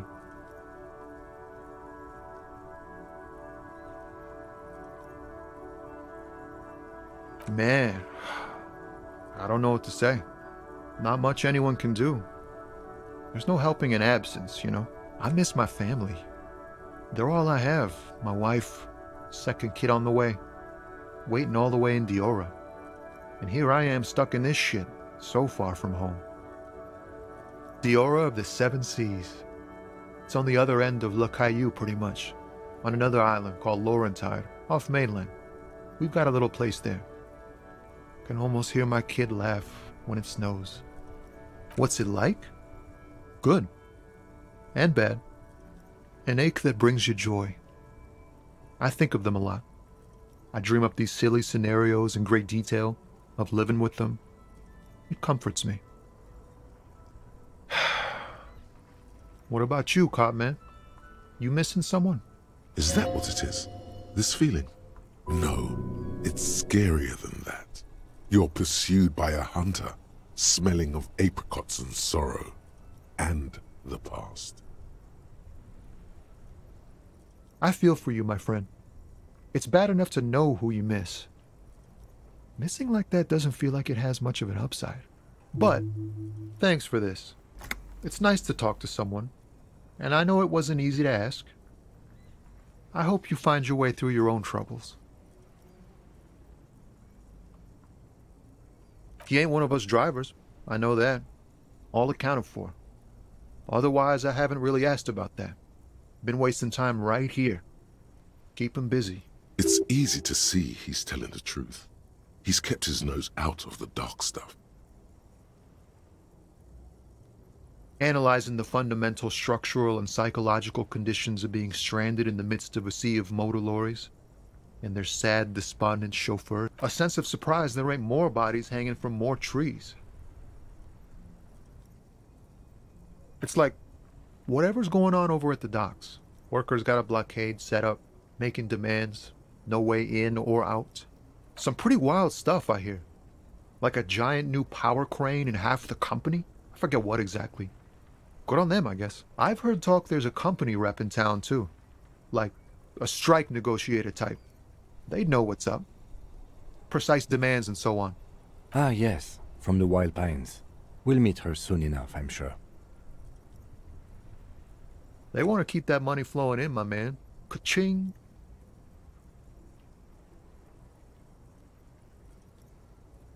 Anything else? Yeah, this ain't really my area of expertise. I just do my job and get paid. I have things to do and places to be. All of us do. Us lorry drivers. Camionneurs. You still hang around here waiting for this mess to end. Most have scurried off somewhere to get drunk or high. Or laid. Not that I blame them, really. Not my thing. Chasing transient pleasures is a drag these days. I prefer the examined life now. Thinking, reflecting, observing. Don't be a stranger.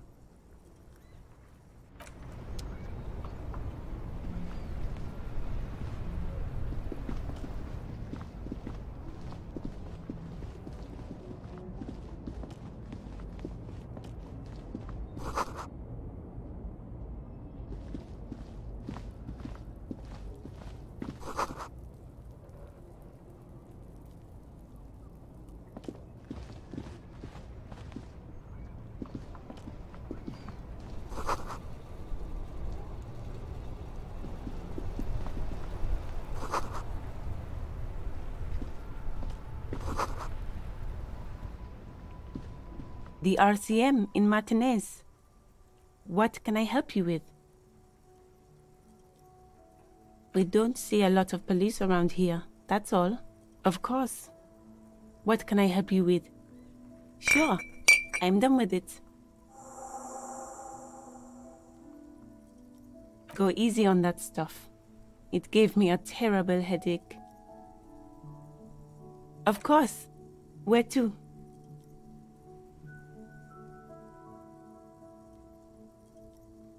Some shops and a bridge. The canal bridge leads to the coast, but it's broken, I think. Some kind of accident, probably. Just coast. There's a little fishing village there, and a fish market. But that got closed down ages ago. It's just water. No, actually, I think they call it the Martinez Inlet. There are some islands in the bay, but they're hard to reach. The harbor gates? Some kind of commotion, I think. I don't follow the local politics. A fleet store too. There's the pier, the Cape Side apartment buildings, some more tenements. Not a lot, really. What do you mean? Yes, sir. District of Martinez. This intersection is called Roundabout North. He knows where we are. He just wants directions. No problem. Excuse me? She's uncomfortable. Maybe you should drop this line of questioning. She shifts in her seat awkwardly. Of course. I won't hold you back. Her gloves. You get the feeling that you need them. You have a dead body to deal with after all. Sure. Keep them. I have another pair.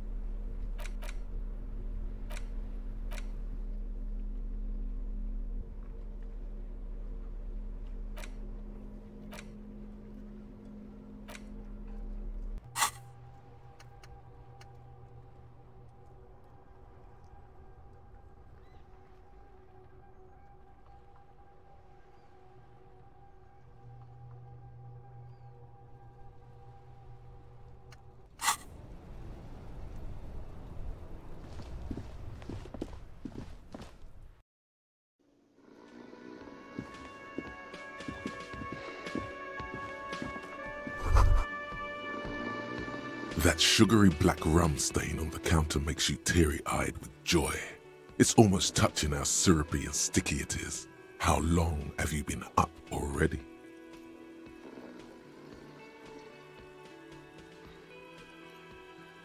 An hour would have been bad. 2 hours is mystical. You have truly wiped out all trace of yourself if you haven't thought about rum and lemonade yet.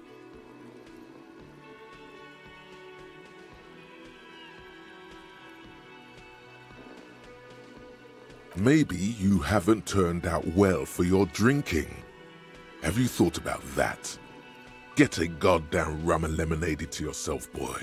Or better yet, lick that stain off the counter. What happened, man? You used to be cool.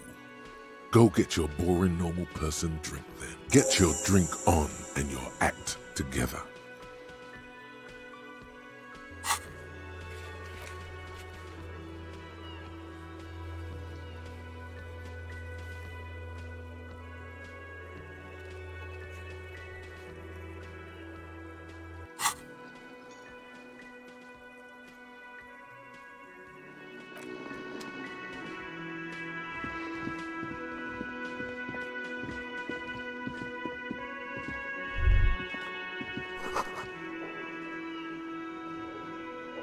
Can I help you?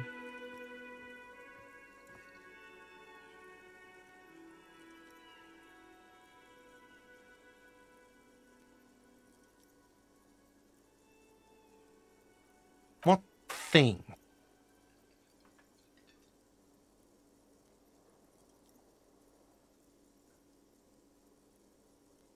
Yes, not the whole damn union, thank God.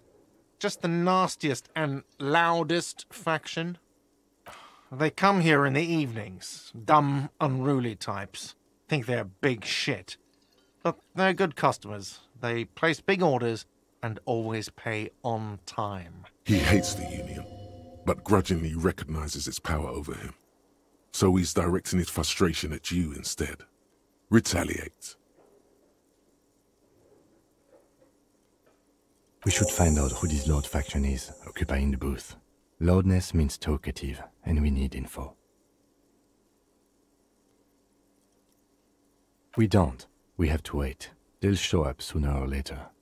Men get hungry, even striking men.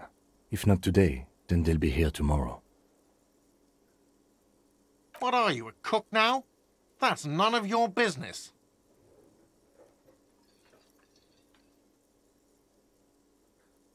He wasn't pan-fried, he was lynched.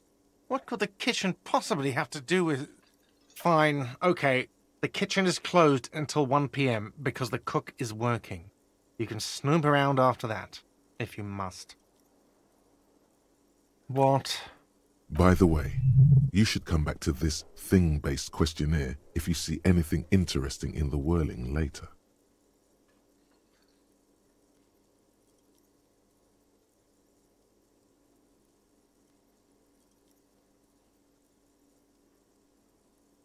Do I have a shaker in my hand? He sounds irritated. Am I wearing a little bow tie? Am I wearing a bow tie and doing this? Am I smiling? Do you see me smiling and shaking my little shaker? No? That's right, I'm the cafeteria manager. I'm glad we cleared that. Was there anything else? Play it calm. This man needs to understand you need a drink to help the community deal with police stuff.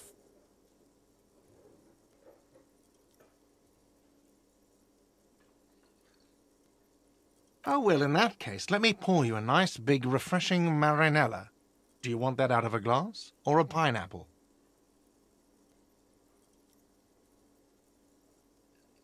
Don't be an imbecile. I'm not going to serve you a marinella. I have work to do and broken things to fix. If that was all, I'd like to return to it. Mine? No, it belongs to the Whirling in Rags. Thank you for clearing that up. Why do you keep the container? Why? To keep the hobos and drunks out. That's why. And the neighbors, too. They put their trash there, and they don't pay for the garbage company. I thought as much. And are you the only party with access to the trash container? Well, yes. Us and the garbage disposal company. It seems a little callous, doesn't it? Something stirs in you. Prod at him and find out.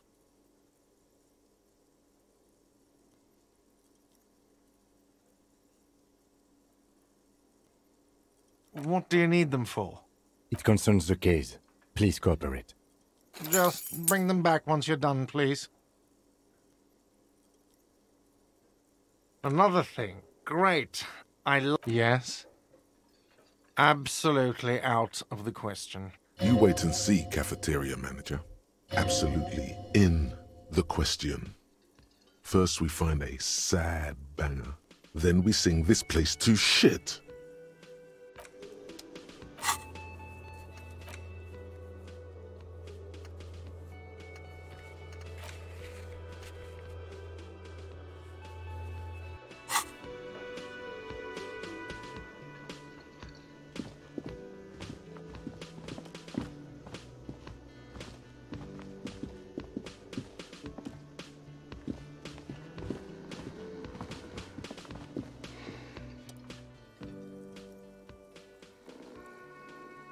On the counter, rolled out of his open hand, you see a blister pack of headache medicine.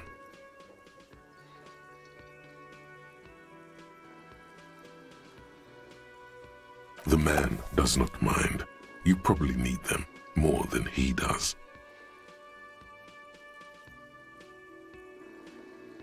You've just picked up some magnesium. This item is stored in the bottom left corner of the screen above your character portrait. Use magnesium to heal your morale if you have morale damage.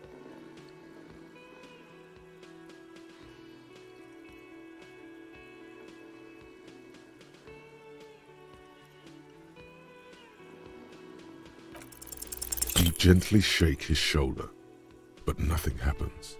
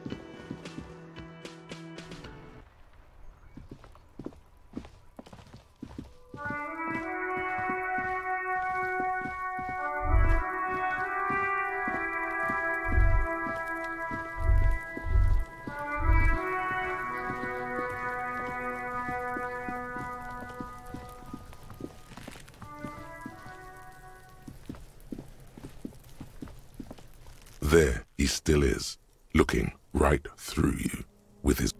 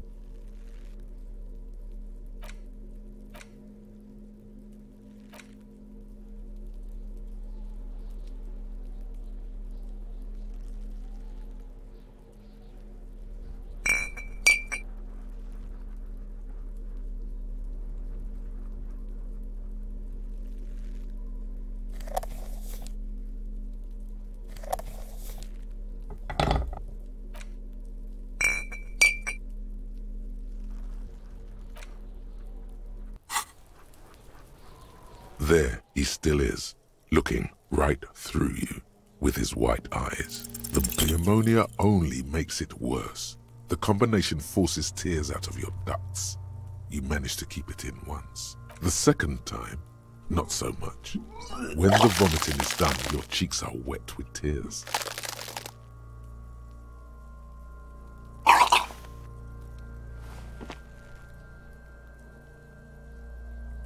Nor does the wind right now.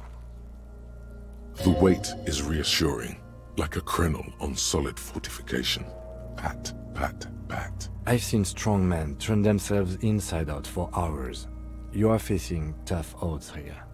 Alcohol withdrawal makes it considerably harder.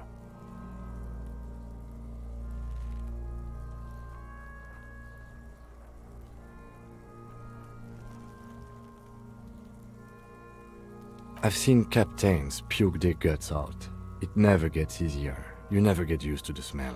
Every Monday is cadaver day. Throw up, investigate. Throw up, initial autopsy. Throw up, baguette.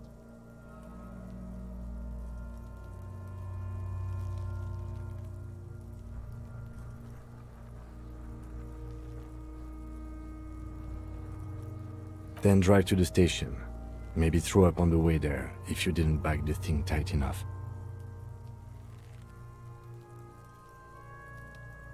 I think I've lost my sense of smell. Not being hungover helps too.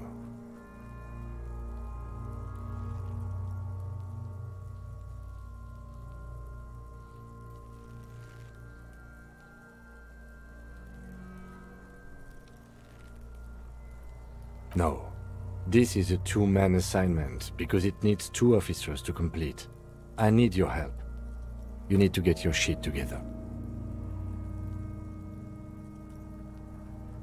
We should go talk to the locals. Find something else to do while the wind changes. It's pretty bad right now.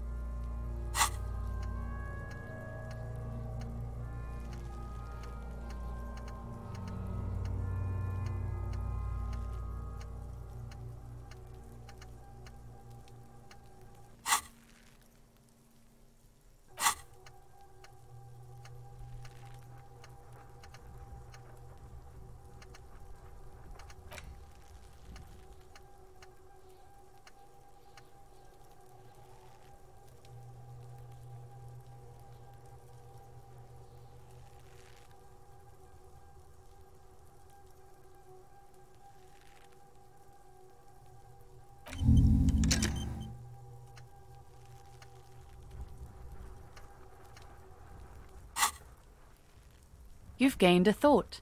When this dialogue is over, go to your thought cabinet and internalize it for special bonuses and effects. Give it half an hour. Get yourself together. Then come back and have another go.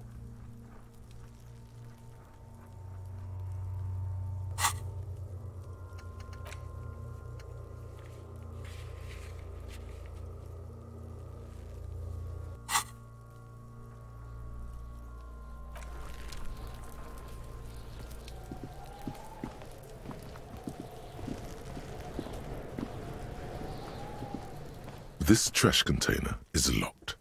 The sliding lid has a padlock that says, whirling in rags.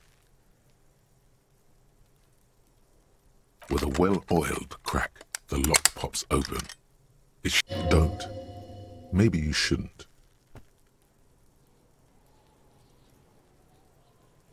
There is, but you won't like it. Sweat forms on your brow. The smell of rotten food rises to greet you. You see soggy cartons, dirty rags, and organic waste. We're just in time. This hasn't been emptied for over a week.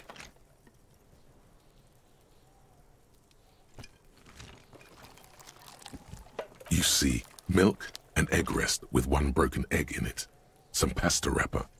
Picking up the soggy packages somehow feels familiar. A box falls into pieces in your hands. Batiste Soleil cereal. There are plastic pasta packages below, and turbo noodles. Nothing of note, however.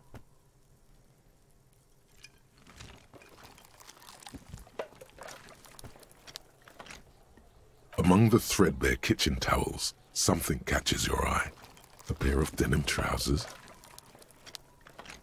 As the legs of the slime-covered jeans begin to unspool from the garbage, a rank corpse smell fills the air. The victim's clothes? Cadaverine odor is faint. If these belong to the deceased, they were removed when he was still in the early stages of decay. Drop them in here, officer. Guitar marked blue jeans. Pockets empty. or emptied. He wore them with a belt, too, a white belt. The loops appear stretched, but the belt is missing. That's it. Do you see anything else in there? I have another bag here. Something slimy catches your eye. A drab, long-sleeved shirt, olive-colored, appears from the food waste, dripping with pus. This is a military-type overgarment. No label or serial number. This is the kind of rib-knit shirt that's worn over light armor to conceal it in an urban scenario. Anything more? The rest of the rags are just kitchen variety waste. A yellow old mug that catches your eye. But other than that... All right. We should go to Garte again and ask if he knows who put the clothes in the trash. It could be as simple as someone from the hostel cleaning the yard. Or that one. I'd advise against confronting that force.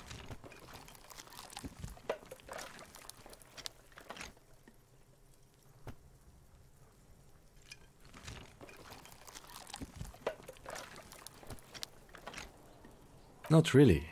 All we know is the victim's clothes are in the trash, the lid was locked, and this establishment had the key. It's just a small loose thread. The fuck's he on about, kids? You hear that, Cuno? He thinks you're an infant or something. See? The lieutenant nods, then looks back into the trash container.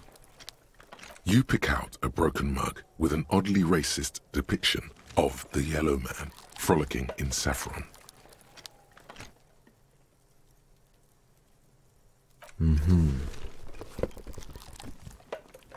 You've acquired an interactable item. Investigate this item further by going to the Interact tab in your inventory. It's just organic waste, cold and slimy on your hands. Apple and potato peels, mostly. Unidentified sludge, and the occasional chicken bone thrown in for good measure. But hey, nothing. It's nothing. What's this? A blue piece of plastic sticks out from the apple peels. It's shiny. Looks like the corner of something. Something larger.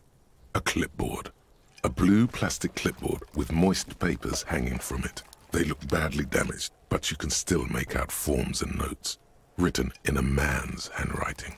Officer, is that your paperwork?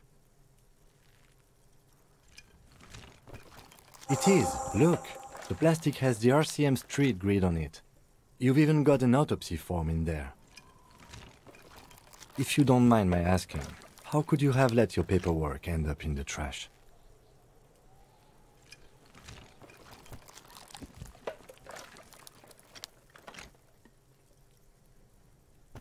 Well... His eyes express a rare condolence. Then he picks it up. Lucky we found it. You should take stock of what remains, just to be sure some has not made it into the hands of the RCM's adversaries. Organized crime and the like. There might have been police secrets in your notes. It would also not hurt to start taking notes on the case. Now, tell me what your eagle eyes see. Or are we finished? Some items, such as the ledger you found, are interactable. Go to your inventory and select the Interact tab to read your paperwork. The container sounds a muffled gong. That's one thing off the list. I think we got it all.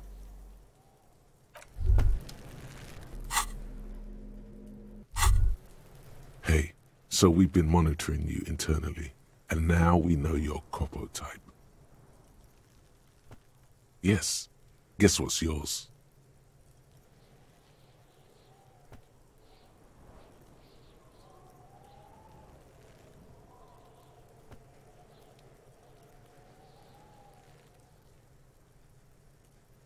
Yes, sorry cop. The cop who's sorriest. Let's make it official then, shall we? Huge lack of enthusiasm going on in here.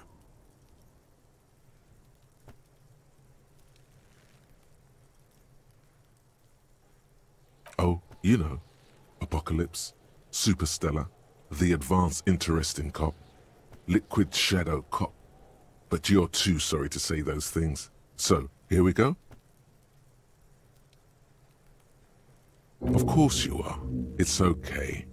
See if you can get something out of this, like info. Or maybe every time you say you're sorry, you get $1 million. That won't happen.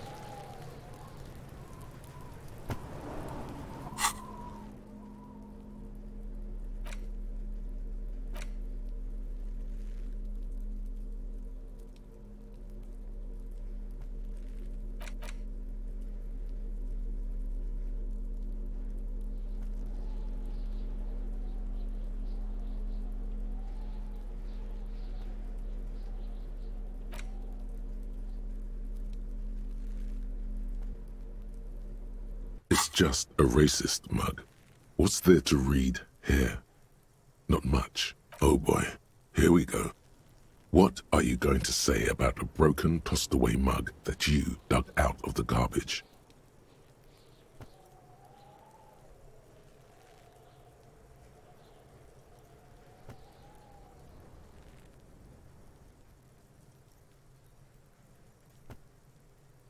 But it was in the trash.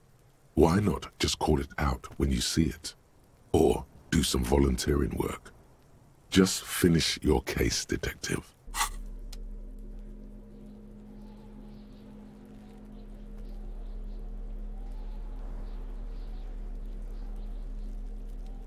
It's the ledger you found in the trash. A pitiful cabbage of white and yellow papers hanging from plastic board, barely held together by a metal clip.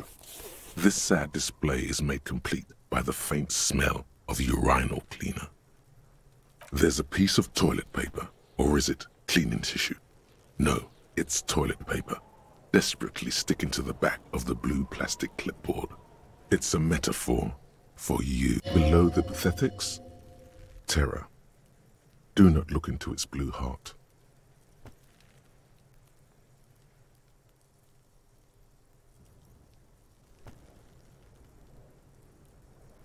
It's just toilet paper sticking to the back of the plastic clipboard.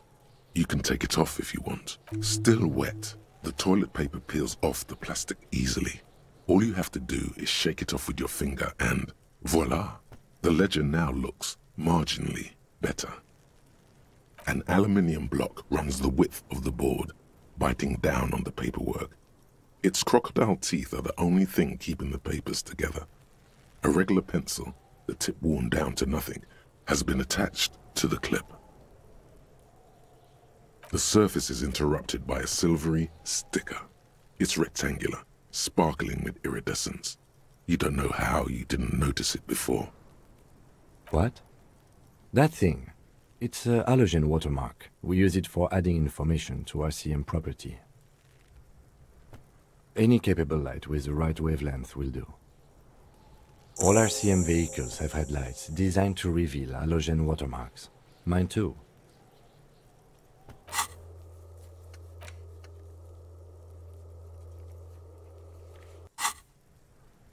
This means you can read the watermarks if you just turn the lights on.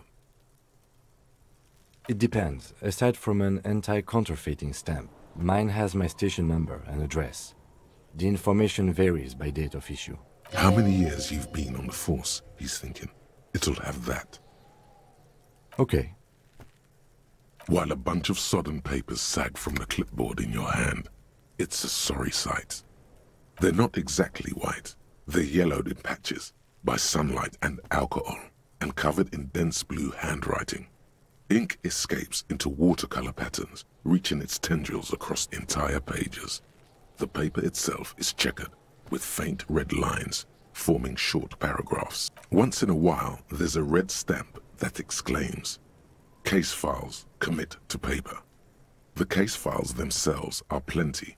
You count more than 100 sodden, crumpled up, earmarked pages falling apart in your hands.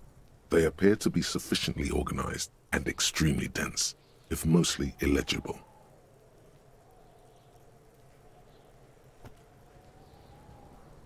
Work, strife, poverty, the Jamrock Quarter. These are handwritten logs of investigations dating back to January 51, this year. The exact number is hard to estimate, due to missing pages and an odd naming convention. But there are at least 20, maybe 30 cases undertaken, not completed, mind you. It's the middle of March. You have attempted 2 cases a week on average. Huh? 2 complex cases to undertake is a lot, yes. You really have to push yourself. I would not suggest it, lest you start making mistakes. 2? That's a lot. I didn't mean to say you are making mistakes, by the way. That was presumptuous of me. It's okay. We all make mistakes. God knows I've made my share. He tries not to think of them. Like a fan of gills, the checkered papers dry in your hand. The handwriting is extremely dense, if mostly illegible. Yes, it appears you employ a, shall we say, robust yet literary system. Each investigation has its case number written on the margins. Yet, still more tellingly, most are accompanied by a title, one might say even. One that draws inspiration from Snoop fiction and Vespertine cop show staples. Yes, all caps. One is called The Next World Mural. Another, The Square Bullet Hole Murders. Another yet, The Unsolvable Case. Others appear more light-hearted. The guys on a couch in an unexpected location, and the murder at the Uka Parlor. Even the rare article-free collapsing tenement. Murder features prominently throughout. It's going to take an effort to piece these case files together, but it can be done. Once you're done inspecting them up close. You mean the alphanumeric? Officer, precinct, time of arrival at the scene?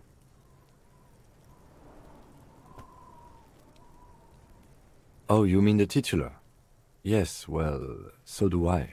In our defense, almost everyone in the RCM does. It's a holdover from the early days of the RCM, right after the revolution, when the organization had little idea how to do things. It persists in an unofficial capacity. Officers use these titles to refer to their work among themselves.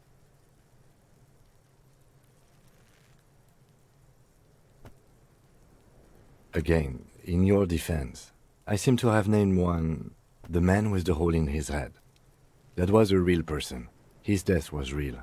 Still, I named it that, to amuse myself. I pray his loved ones never find out. Rail spiked through the head. He died. It was a workplace accident. There is, for precisely one more. 15 pages near the end remain untouched by the damage. The checkered grid forms a structure of passages, breaking the case into subtasks to accomplish. Sadly, the ledger only comes with an old, worn-down lead pencil. It's unfitting of this monumental event. The lieutenant looks at his blue notebook. 2 fat, shiny pens hang from the binder, like large-caliber bullets on an ammo belt. It's downright incriminating. He has little choice but to give you one, although he really does not want to. He is not really saying anything, just standing there, looking at them. Know that I give this to you with resentment.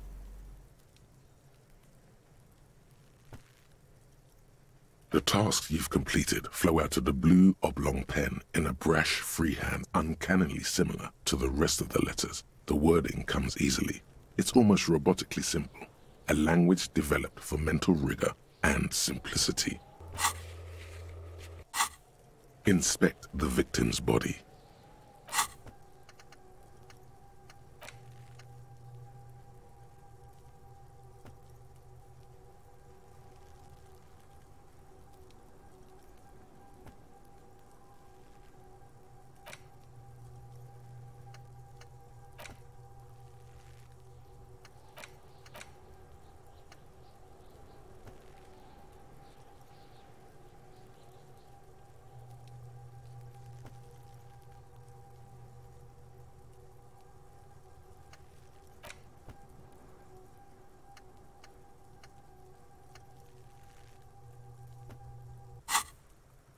Interview the cafeteria manager. It's not exactly poetry, but poetry would be out of place.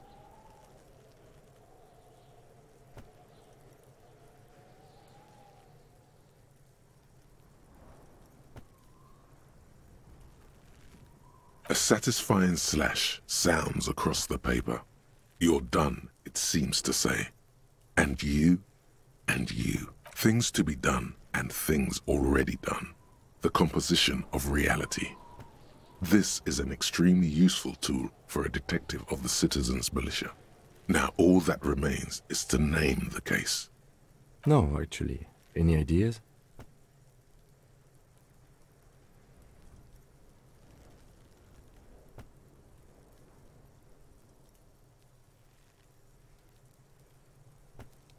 Great. That's great. That's actually what I was thinking too. The Hanged Man. Good, strong name. We have a very good name for the case now. I'm going to start calling it the Hanged Man. It's good we sorted this out.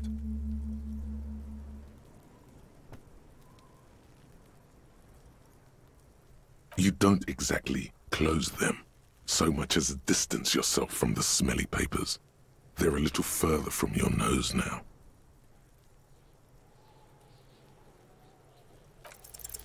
It's proving to be harder than expected. You just don't have the intellectual rigor to patch the quilt back together. Try again later.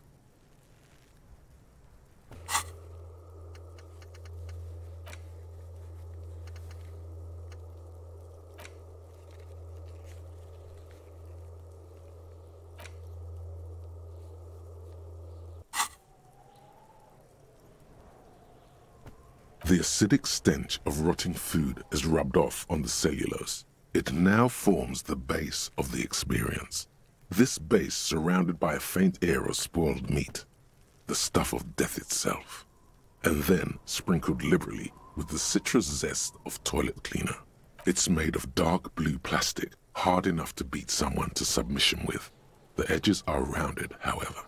The U4 size board feels thick and heavy in your hand. Light shimmers on its wet surface. On the back you see the embossed letters, RCM. Blue. The blue heart. Don't look into it. Something rattles inside, ever so lightly. Is there a hidden compartment? The plastic shimmers like lapis lazuli, but it is not see-through. With your hands, U4-sized pages hang from the clip screwed to the top of the board.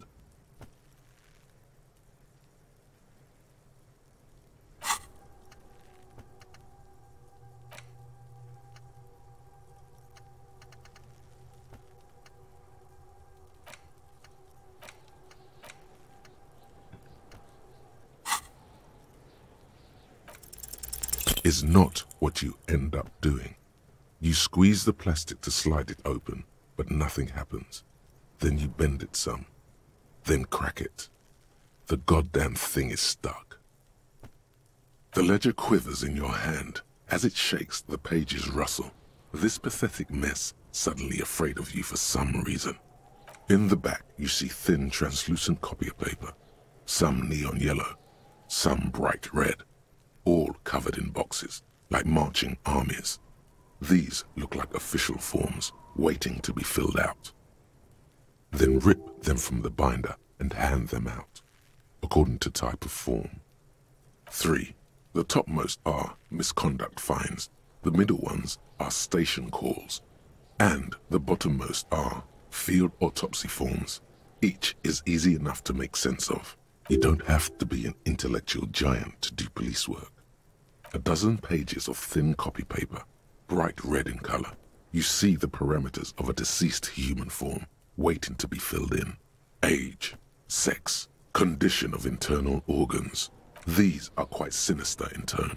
They give a date and time for the person to appear at the specified precinct police station. Below the call are the criminal charges you risk by not appearing. A monetary penalization ranging from 20 to 250 real. Severe cases allow for 1,000 real, but that requires special paperwork. Yes, all that remains now is to fill those forms and hand them to people. Fines for wrongdoers, interview requests for bad guys, and field autopsies to dead guys. The rest of the stinking cellulose is much worse for wear. Being sandwiched between the board and the rest of the paperwork must have spared the fragile copier paper.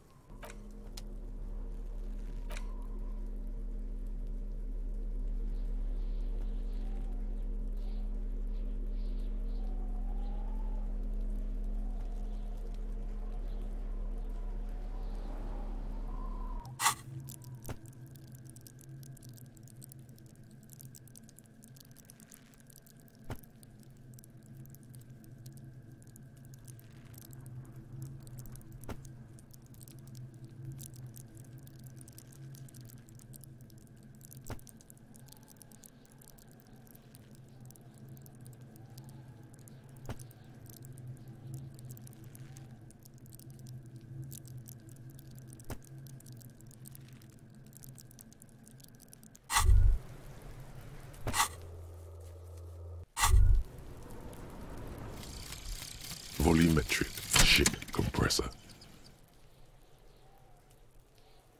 Bizarre scientific news from Revachol West today, where a police officer's shit has been observed at a pressure of around 495 gigadecimals. These metallic hydrogen levels of shit togetherness were thought to exist only at the center of collapsing stars, not law officials. It remains to be seen how long the shit singularity lasts.